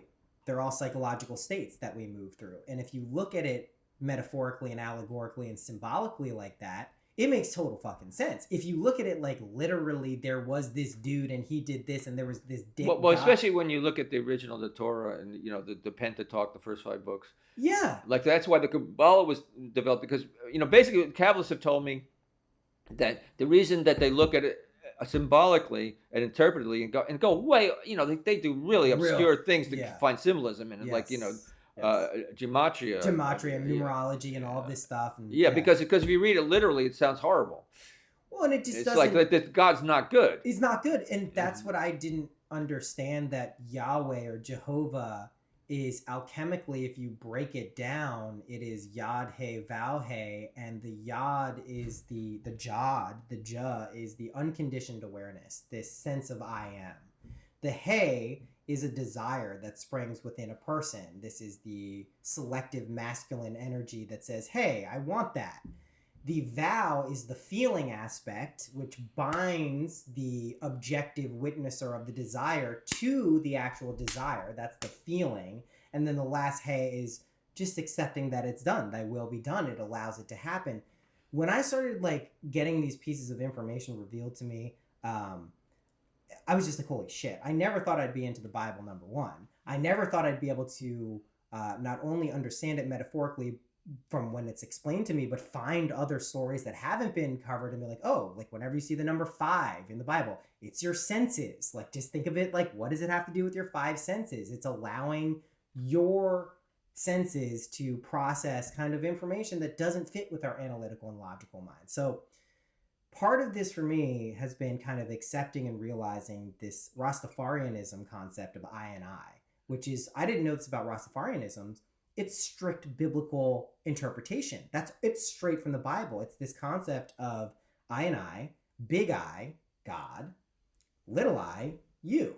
And they're the same fucking thing. And so when you tap into that, they use cannabis to shift them into the imaginal realms where they use this as a sacrament to shift them into that reality where it exists. For my whole life, I'm smoking a ton of weed. I'm like, I don't know why. I know it's good for me. I know I like it. I see these studies. It's coming out. And I'm like, of course I get it. It's the fucking high priestess. It's the moon. It's the path of contemplation that shows you this whole alchemical process takes inside. It literally happens inside the person. Now how I look at death, and I'll say this with the bold claim that I don't consciously remember dying physically, but my conception of death is kind of like what Nietzsche thought, and who I really stayed away from because he was a nihilist, but it is this recurrent thing. When you die, if you don't wake up to this reality of who you actually are and what the function of this place is, you just keep coming back. And not even necessarily as a different person, as you, just a younger version with the shade off to help you kind of get to this place. And I think this explains a lot of things having to do with destiny and free will. The destiny is everyone wakes up to this. It's just a fact. It's going to happen no matter what. The free will is how you wake up to it is completely within your control. This is the process of waking up that people talk about. And I keep trying to puncture holes in this shit. I keep trying to pressure test this and be like, maybe this is just some weird delusion or something. But I'm telling you, I've been using these techniques, getting in touch with this imaginal reality, and it literally just keeps unfolding. I think you have to be careful about the Bible, though. Well, of course, it's Because the thing, see, if like I was just reading Genesis, I went over Genesis, and the thing is, it's pretty sick. It is, because there's things where the Israelis wipe out this whole other tribe and steal the women. And... No. So that's literally what's going on. Yeah, but it's actually, this is based on historical records and stuff. So I have. But see, what happens is then later, the whole history of Judaism, as I see it, is they took these stories, these historic references, and then they said, how can we make something good out of this? See, and then they keep modifying, and that's what Judaism is, because that's what the process and that's what Jesus is. He's just another Jewish prophet who's like trying to make something better out of this whole story. All right, so here I will give you my felt experience of Jesus Christ. So 17 years ago, I had an experience where I took a nominal amount of LSD. I'd taken it plenty of times before, maybe 150, 200 micrograms, not milligrams. And I tripped for 3 months. I didn't come down. For 3 months? For 3 months. I stayed in a state. Were you hallucinating? Or? Just every classic aspect. I never visually really hallucinate when I take psychedelics. I just never. Because I can never, if I was to stay on that for 3 months, I couldn't have functioned. It was pretty intense. So what ended up happening is my direct experience was everything was a synchronicity. Nothing stopped. This includes the dreaming state. Mm-hmm. I would go from lucidity in an awake state right into lucid dreaming, and there was no stop. Lots of information was coming to me about numbers, unconditional love, unconditional acceptance. And remember, at this point, I'm a college kid at a music school in Boston. I'm horny. I'm like a regular fucking person trying to get shit done. But all of a sudden, this experience is kind of like raining down on me. And it was for 3 months. This is a long enough time to get acclimated with this experience and have that kind of like bifurcation of being like, what the fuck is going on? But still being within the throes of it. So one aspect of it, and I could never make sense of this, and it was the most direct experience I ever had. Remember, I grew up Jewish, never read the Old Testament, didn't celebrate Christmas, a New Testament, never knew anything. I knew I was Jesus Christ. And this is a clear sign, if you know you're Jesus Christ, that you're losing your fucking mind. Yeah, that's a classic. Hallmark. Fucking classic Hallmark. Schizophrenic. Yeah. Classic. Yeah. At the same time as I'm realizing this, there's a substantial homeless population in Boston. Every single homeless person would walk up to me and go, you know what I'm talking about. People who were mute, who would live outside store 24 and never say shit to people, would walk directly up to me and start talking to me. I'm like, what the fuck is going on? Anyway, I go through this whole experience. Magical shit is happening all around me. My friends see it. Everyone's seeing it. And I eventually crash. And I had never been depressed in my entire life. I had never experienced anything close to that. So I knew something was wrong because I was like getting up to go get cigarettes and like I couldn't walk because I had been in bed so long. I'm like, okay, shit's wrong. I eventually had to withdraw from school.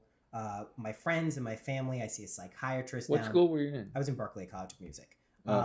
And I withdraw. I go back to Maryland. I kind of reconstitute my sense of self. I get diagnosed as bipolar. They gave me lithium. I'm drawing like weird mandalas all of a sudden. I don't know what the fuck is going on. So I get diagnosed as bipolar. I take lithium for about 4 years. I re-enroll in school, fucking graduate, honors, prestigious program, all this stuff. I move to New York. I have a music degree. What the fuck am I going to do with that? So I, get my jobs, production assistant stuff.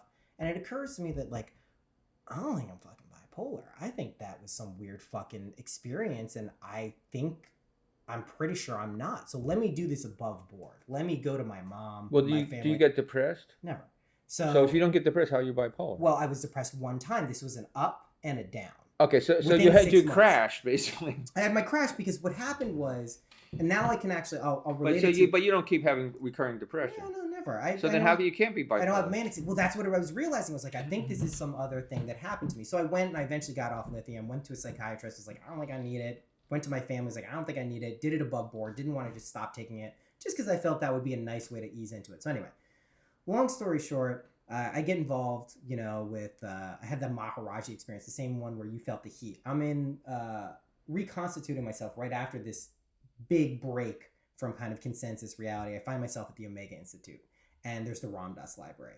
And I'm walking up it, and I see this carving of Maharaji, and I'm like, I fucking know this guy. I'm like, who? I'm like, I know this guy. Like, this is weird. It's freaking me out.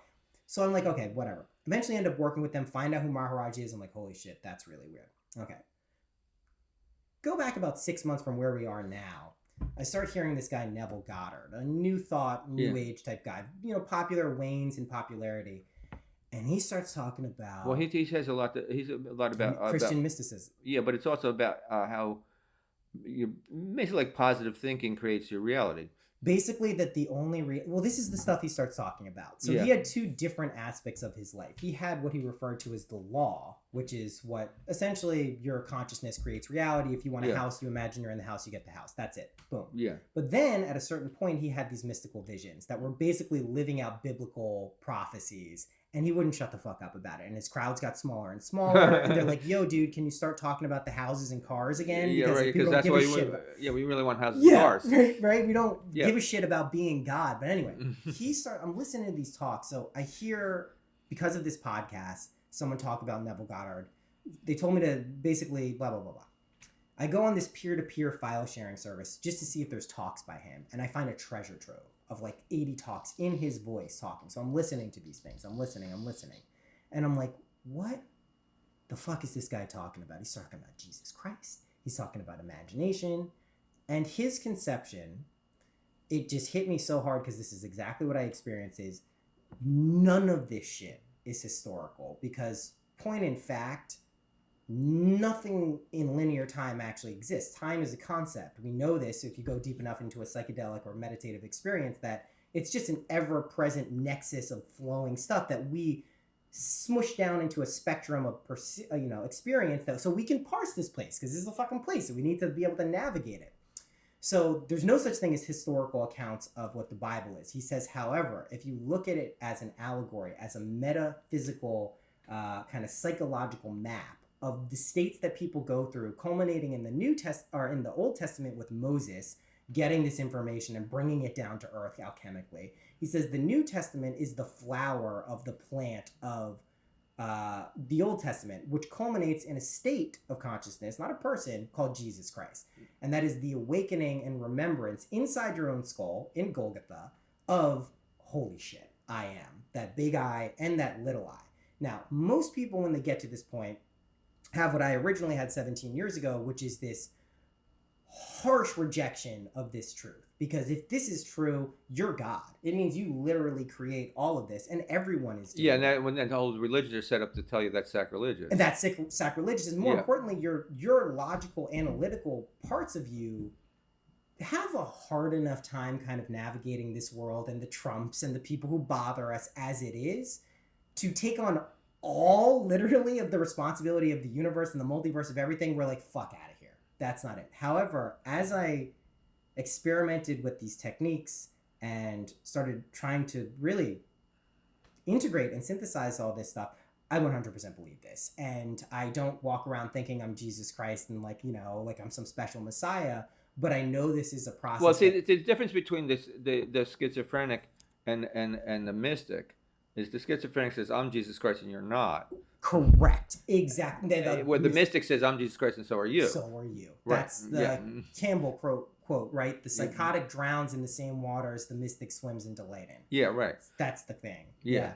So that's been my conception of reality. I've been bending it pretty hard for the past 6 months, and I don't find But see, also the thing is, there is a history.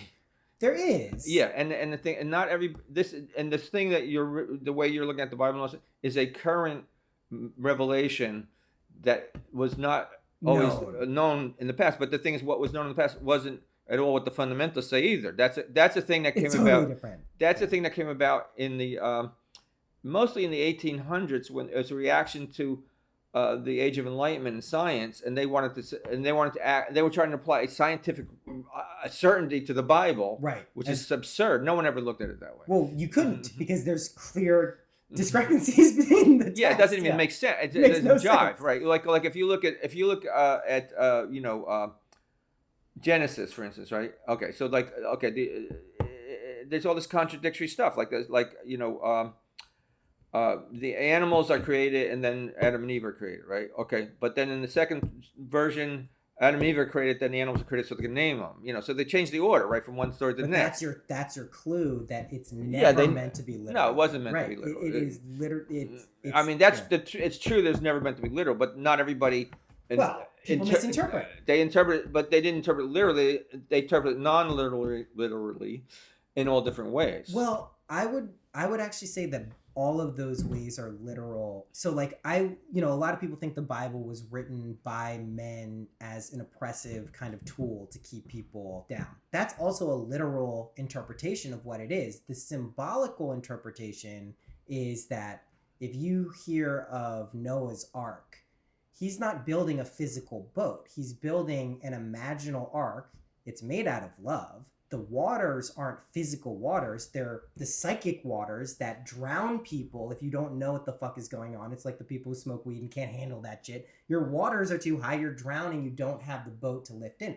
If you just start looking, that's why I love tarot so much. It teaches you so much to look symbolically at what's in front of your face. You don't look at it and say, oh, it's just like, it's a bird. It's just a bird. It's like, no, well, the bird represents something. The cups represent something. But it also could represent a bird. It could. Mm-hmm. Of course, because it's up to us what we choose. But alchemically... Well, see, when I do a reading, for what I want to do is I want to hook into the person's life. Yeah. Okay, so like, you know, sometimes the bird's a metaphor, and sometimes it's really a story about a bird. Mm.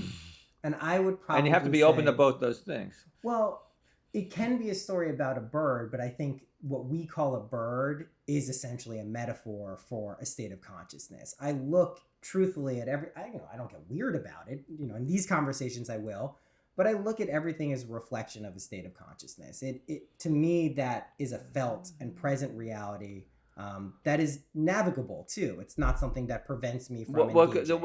Literally what's going on is like, the thing is, centrally, the sensual world, which is what science studies, right? As we're creating it in our minds. Right. Okay. So, because basically, if we could perceive the world accurately, we would realize that there's all these atoms and molecules spinning around. And we're grouping them into things like a table and a person. Yeah, that's why sometimes people take LSD and they put their hand on the table and they can't get it off. Yeah, because they're stuck. They're bound to the molecules that are there. Yeah, and they think, oh my God, this is a molecule. You know, like, and they can't. They're just stuck. They don't know what to do. They like lose track of like that. You could separate these things. Yeah. But we're organizing everything in our minds, or like it's like with colors, like. Like, thing is, I was listening to this show on the radio about colors, and the thing, in ancient Greek literature, there's no word for the color blue. It's like almost like they didn't have the color blue, which is weird. So interesting. Because blue is a basic color. I mean, even dogs see blue. It's everywhere. Because reds, you know, like dogs have two color perceptors in their eyes, so they could see blues and greens, where we see blues and greens and reds. Right. We have three. Right. Okay, which gives us like huge amount more colors. Yes. Because you combine them. Yeah. Okay, so. But then, so how come the Greeks didn't mention blue, right? Yeah. And then the theory is that you don't come up with a word for a color till you have a paint or dye for that color. And so the Egyptians had a word for blue, and they also had blue paint. But so they didn't have blue paint and colors. So they didn't have blue paint in Greece. Wow, that's a mind blower when you start thinking about. Because you'll see in Homer, like, he's talking about the wine Red Sea, and you know, never says the sea's blue, and you know, all these weird things, right? And so they did these experiments, like they went around to other cultures, right? And they found cultures like in Africa where the people, they'd show them color charts and they asked them what colors, and they could not distinguish between green and blue. It was the same color. Because it's the same thing. So because they're really you're creating in your mind. That to me is the allegory of what this world is. Everything is the color. Until we can contrast it with something, we don't have the kind of relief to see what's going on. That's kind of just how I look at everything now. And now see, the thing is, regular scientists who look at the world, they only care about like empirical evidence, right? Right. Okay, so they don't believe in free will technically. No, well, because. So scientific materialism is not real empiricism. Real empiricism, in my mind, is when someone says, hey, I have a technique that'll prove to you that you're God. I have a technique. And someone says, if they're not a scientist, they'll say, that's fucking ridiculous, fuck off. That's a non-scientist. A real scientist will be like, what's the technique? I'm going to test that shit out. Right, and let because me you're see supposed if to it just works. test the things and then, keep making hypotheses and test it. That's who the skeptics were. People forget Yeah. this. We think of it as like this group of naysayers. They were just people who are like, well, I don't know. Let me test that out and see if it's true. See, I don't know. Do you know the website Quora? No. Oh, yeah, of course. Quora, where you ask the question. And Yeah, people so I always answer questions on Quora. Right? Cool. Yeah, Okay, you seem I'm like one the of the type I'm one of the experts that think they know things and answer questions. So and then sometimes then they did this thing where they say they'll pay you money to ask questions. Yeah. So which how do they ever pay you anything? Because I can It's never not the the kind way of questions I ask and they don't get enough people. So, but I asked this one. Is there such a thing as free will? Yeah. And it's interesting. What a lot of scientists said no. Yeah. They don't believe in free will. It's deterministic. It's Because they believe. See, if you believe in cause and effect and that everything is cause and effect and physical, then that's wrong. It eliminates free will, right? It's wrong. If you this world is the effect. The cause is up here. If you try to gain insights into what Yeah, but see you're pointing here. I'm saying your imagination, your sense. Yeah, of but it isn't there. No. This isn't. But that's what they're saying. They're saying the brain is the mind. Oh, I know. That's just it's cockamamie. And from my perspective, but the mind and the brain aren't the same thing. No. I know that, but what I'm saying is that the physiological basis for what they think creates consciousness, we know and have at least enough anecdotal evidence that is not accurate. That when higher brain function is shut off in certain states, people still have consciousness that's extending out. So we know that at least there's anecdotal.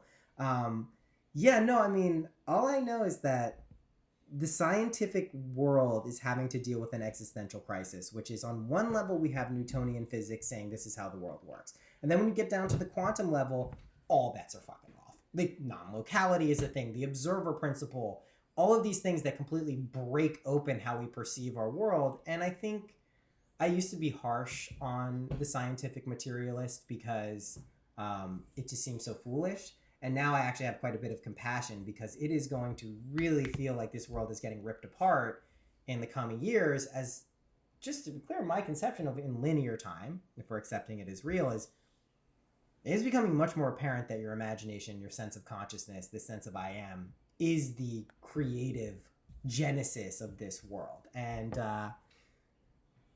if you fight that, it's not a pleasant experience typically. And in my experience, we'll see how it is for other people. Now, in this podcast, how long are we going to go on? We can stop it at any point. Okay, but we want to cover more about the cards. Right? I would love to hear more about the cards, specifically this deck. Okay. Well, the thing is, remember I was talking about I was at the Met and giving a lecture at the Met. Okay, go back so there. So the thing is, we started with the tarot cards, but as we went through the history of cards, you're looking at regular playing cards, then you were all these oracle decks. Yes. Right, and the thing is, at first I didn't know what to say about them because they're all their own oracles. Yeah. Yeah, and then I started researching this more and more, and then it got to be this resurgence of interest in the Lenormand decks and stuff. Okay, so now what I discovered, now this is the thing that was really hard for a lot of people to hear, is that originally the tarot was not popular for divination. That regular playing cards were popular for divination. Right. What we know is the suit of cards. Yeah, the regular four suit decks. Yeah. That you play games with. Yeah. And so, but for games. But so was the tarot for games. They're all created for games and for gambling and. Yeah. Okay. But also you could do divination with them. Sure. Now originally cards that were used for divination had the meanings written on the cards. Right. And we even have an early tarot deck like that. And then there got to be fortune books where you would use the cards to find the answer to your question in the book. So it wasn't until like late 1600s when they developed cartomancy, where they would write books where they say this card always means this, pinning it down to something. Yeah, so you can use any deck and you could do it. But the thing is, nobody really agrees on the meaning because when regular playing cards, the pip cards are just the suit symbol repeated, right? Yeah. Except. Now Pamela Coleman-Smith gets lots of credit for putting imagery on the pip cards, right? Yeah, okay. yeah. But if you look at regular playing card decks and look at the early decks, there's imagery on the pip cards. And especially in Germany. There's all kinds of and usually they're body, little character drawings like people, gambling over a pile of shit or That's awesome. Or there's a pregnant woman pointing at these two nobles saying, "You're the father." It's amazing. You know, like all these like, you know, moralistic body things, Yeah, you yeah, know, yeah. and there's people working with pigs with, you know, and like and the pigs represent lust and Sure, sure. yeah, okay. So I mean, they're all over the place. That's how the German decks were. And then, but then there's other ones too, with, like just total variety of imagery on the Yeah. on the cards. And then there was this deck. Even there was a tarot deck called the Solabusca that was made in the 1400s in Italy, and all the pips are illustrated. And that was one of the influences on Pamela. She really did all this research on that. So that whole thing. At first, it was not true that the Wade Smith deck is the first tarot Right. deck to have images on the pips. Right. There were ones before, and regular playing cards often had images. But playing cards were more often used for divination. Now, in England, into the 16 and 1700s, they started making all these wonderful engravings and decks, and they make these decks where they had images with some moral message on the bottom, and they have a little playing card on the top. They're connecting it. And they started making games like this. And then we find into the 1700s, there's these games like conversation cards, they're called. Where like there's just pictures on the cards, and then you're supposed to put it down, and then somebody would tell a story, and then somebody pick another card and then add to the story. Right. It's kind of like what people call like tarot rummy now. Yeah, you know something that? like Yeah, that. yeah, Yeah, yeah. right. Okay. And now from these decks, there got to be these decks where they were designed for games or for divination, and we call them oracle decks. Right. Okay. And there was one called the Game of Hope that came out in 1799. Okay. And that one had 36 cards because it was based on the German playing cards, which only had 36 cards in the deck. Okay. Okay, and there was a picture of a German playing card and a French suited playing card at the top, and then there'd be some allegorical picture that was just more iconic and simplified, right? Sure. Okay, now what happened, Mademoiselle Lenormand was the most famous diviner in France, you know, in all of Europe. Yeah. At the Napoleonic period, right? Yeah, yeah. Because she was Josephine, Napoleon's wife. Okay. So she's her personal diviner. So and she predicted the rise and fall of Napoleon.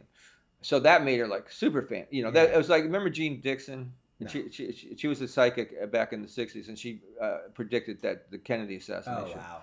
So like that made her like superstar right away. Hopefully she didn't create it.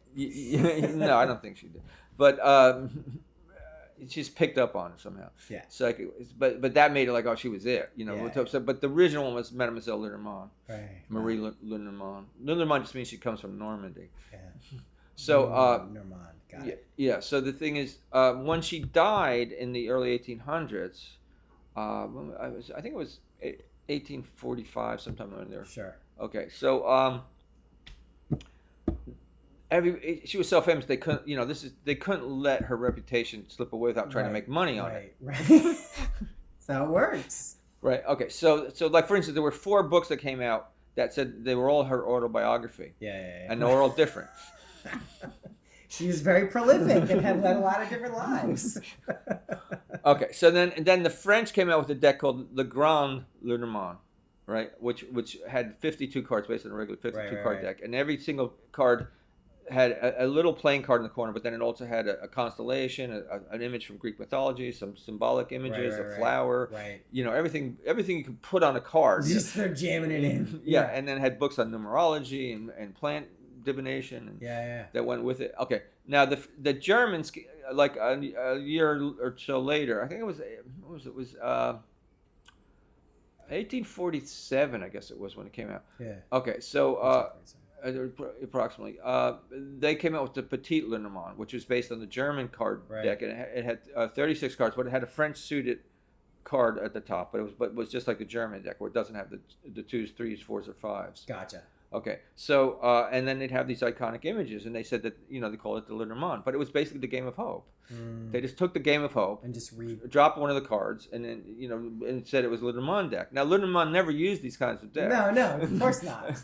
Okay, but that became famous and became standardized. So a lot of Right. people are really into that in Europe, and there's a bit resurgence of interest in that. Oh, interesting. But the thing is, that all through the 1800s, even into the early, 20th century, those are the most popular decks for divination, not the tarot. Not the tarot, the playing cards. Yeah, the ones, but the oracle decks. Right. The Lenormand and the other oracle decks. Now, what happens? The tarot, once Coeur de Giblon decided that tarot was this mystical thing from the ancient ascendant masters, Right. all the occultists picked up on it, and then they wanted to they said, oh, I knew this all along, even though he's presenting us as theories, right? They go, I knew this all along, and they talk to me, the masters, and and they're a bunch of con men. Well, so this gets to the nexus of I think where all this stuff is that it's very easy to look at a tarot deck, read an alchemical thing, read a beginner's Kabbalah guide, read any New Age book, and ape and mimic. Yeah. And you're there, you're at their level.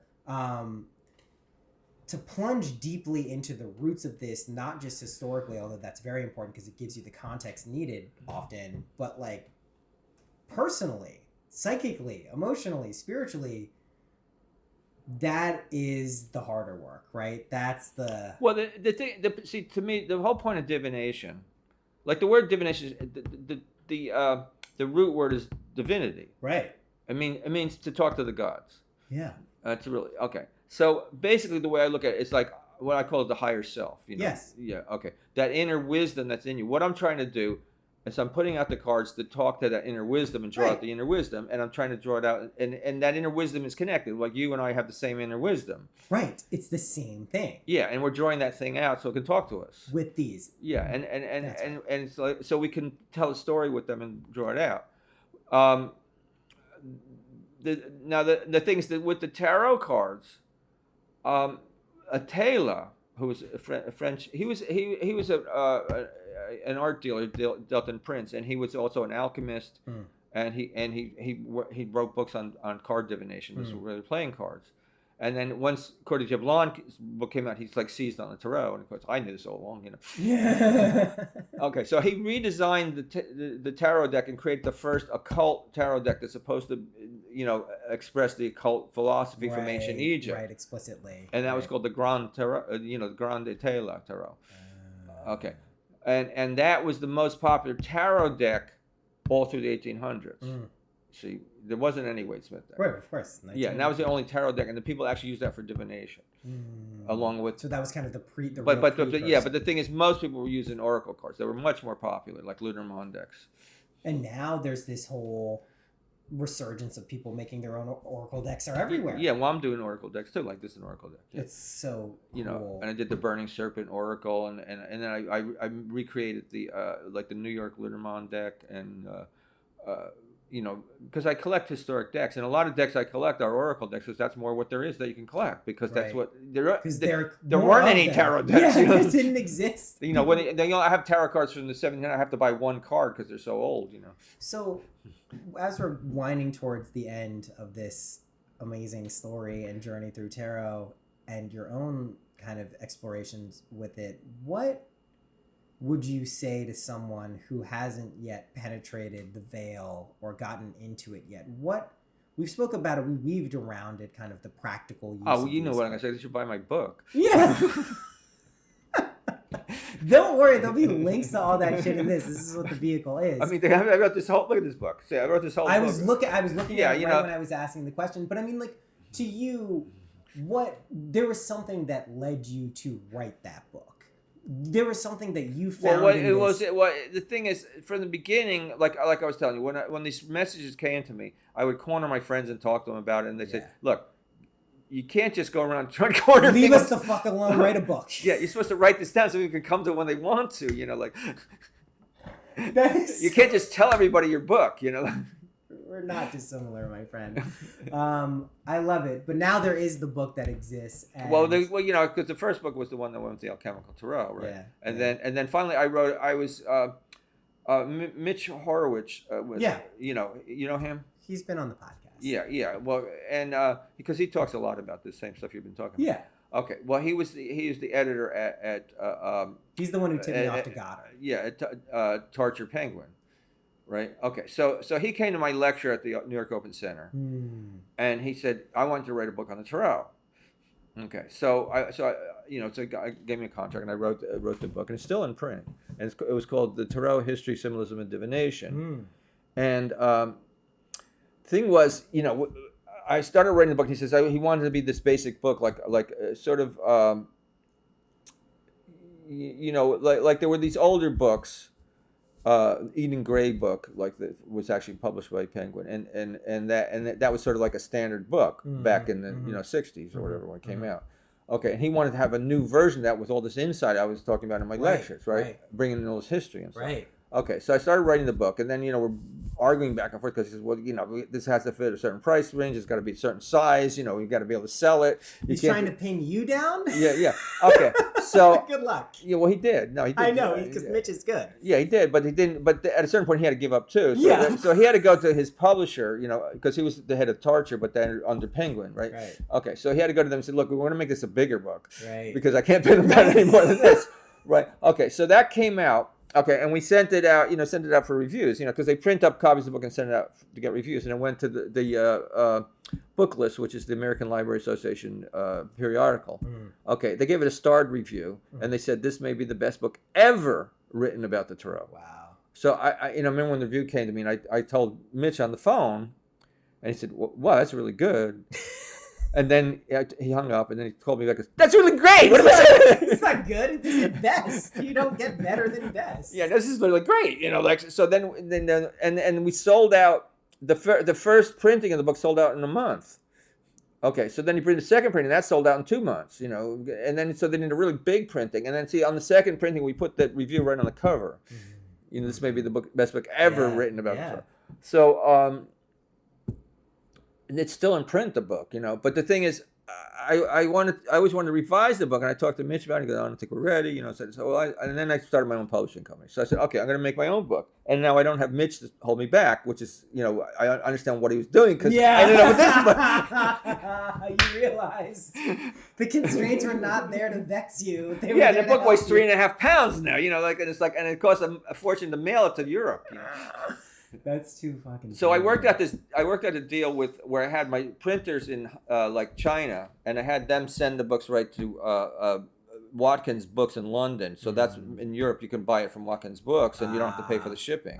Smart. So you got it there, so it's already housed. Yeah, because the wholesale price already has the shipping from China to me, so I might as well have it to China to them. You see. This has been fast. Is there anything else I'm missing that I should be asking? Oh, all kinds of stuff. I know that. Yeah, I mean, you look at this book, and but I mean, it goes back to ancient Egypt and shamans, and we're gonna have to get together again and do this when we have some time. I end with 3 questions and then an open-ended one. Okay, what's the 3 questions? What's your favorite color? I don't have a favorite color. Oh, if you were forced to choose one, if I'm Mitch and pinning you down. All right, I'll say red. Okay, red it is. What's your favorite number? 7. What's your favorite animal? People. Good one. Fucking great one. Last question. What's a practical tip that has helped you in your life that you could share with people listening? Could be anything. A practical tip is, well, I always found that working for someone else was like a form of enslavement. Can I tell you something? Right before I left my house, I've never had this thought. I was thinking about my wife's situation. I had the thought, I cannot believe there is a concept such as bosses. Like, I just can't, like, it's crazy to me. So to hear you say that is timely. Well, I told off more bosses than I care to mention. So I almost have to work for myself because nobody wants me to work for them. Right. Amazing. Robert, thank you so much for doing this. I appreciate it.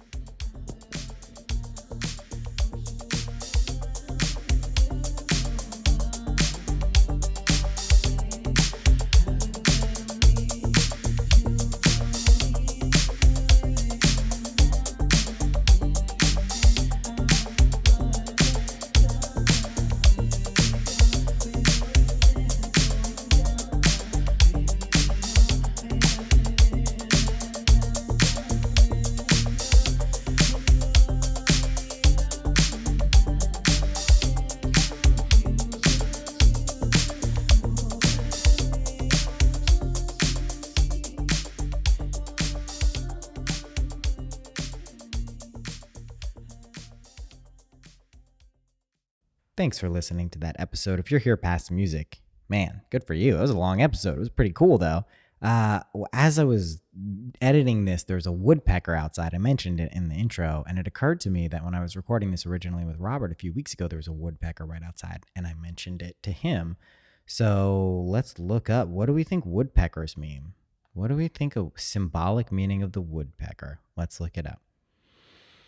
The meaning of woodpecker is strongly rooted in communication and opportunity. When the woodpecker shows up in our lives, it's a good time to get clever about how we communicate our needs to reach our best advantage. Woodpecker meaning is also about determination and being resourceful.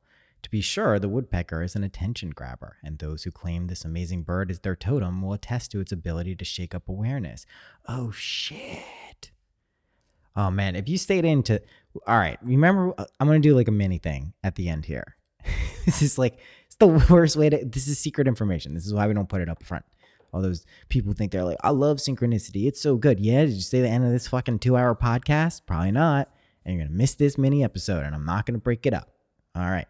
You guys, we're in this together. We've whittled them out. They can't, the secret knowledge. They didn't get it this time. Okay. You know how I was talking about how you can jump into God energy and deity energy? Well, you can also do that with animals. And it's just occurring to me, of course you can. That's why there are totem poles. Ah, man, you know, it's like, I guess I gotta go take all these different indigenous plant medicines and understand this at some point. Okay, fine. But wow, that's cool. I've done that before. Holy shit, I did that as a kid, I think. Anyway, do that. You can do it, right? So identify characteristics and traits of animals that you like. Make it seasonally appropriate, and that means not just based on the weather outside of you, but your internal weather. And you can jump into those animals, right? Holy shit. This is fucking cool. All right, I'll do a whole episode for everyone who didn't catch that, but man, that's fucking cool. Okay, woodpecker, you're the best. Happy imagining, everyone. I will see you soon. Bye-bye. Oh, wait, no, not bye-bye. If you're in New York, sign up for this list thing I keep yakking about, because I want to basically say, like, all right, look, I got 50 to 100 people who want to come to an event. And then I send you guys an email being like, hey, this is the event. Would you really come to this? And you're like, yeah. And then if you say, yeah, I'll assume like 20% of you will still flake. And then the rest will all get together and do something fun. Sound good? All right, do that. This is for dedicated people only at the end of an episode. I will see you soon. Bye-bye.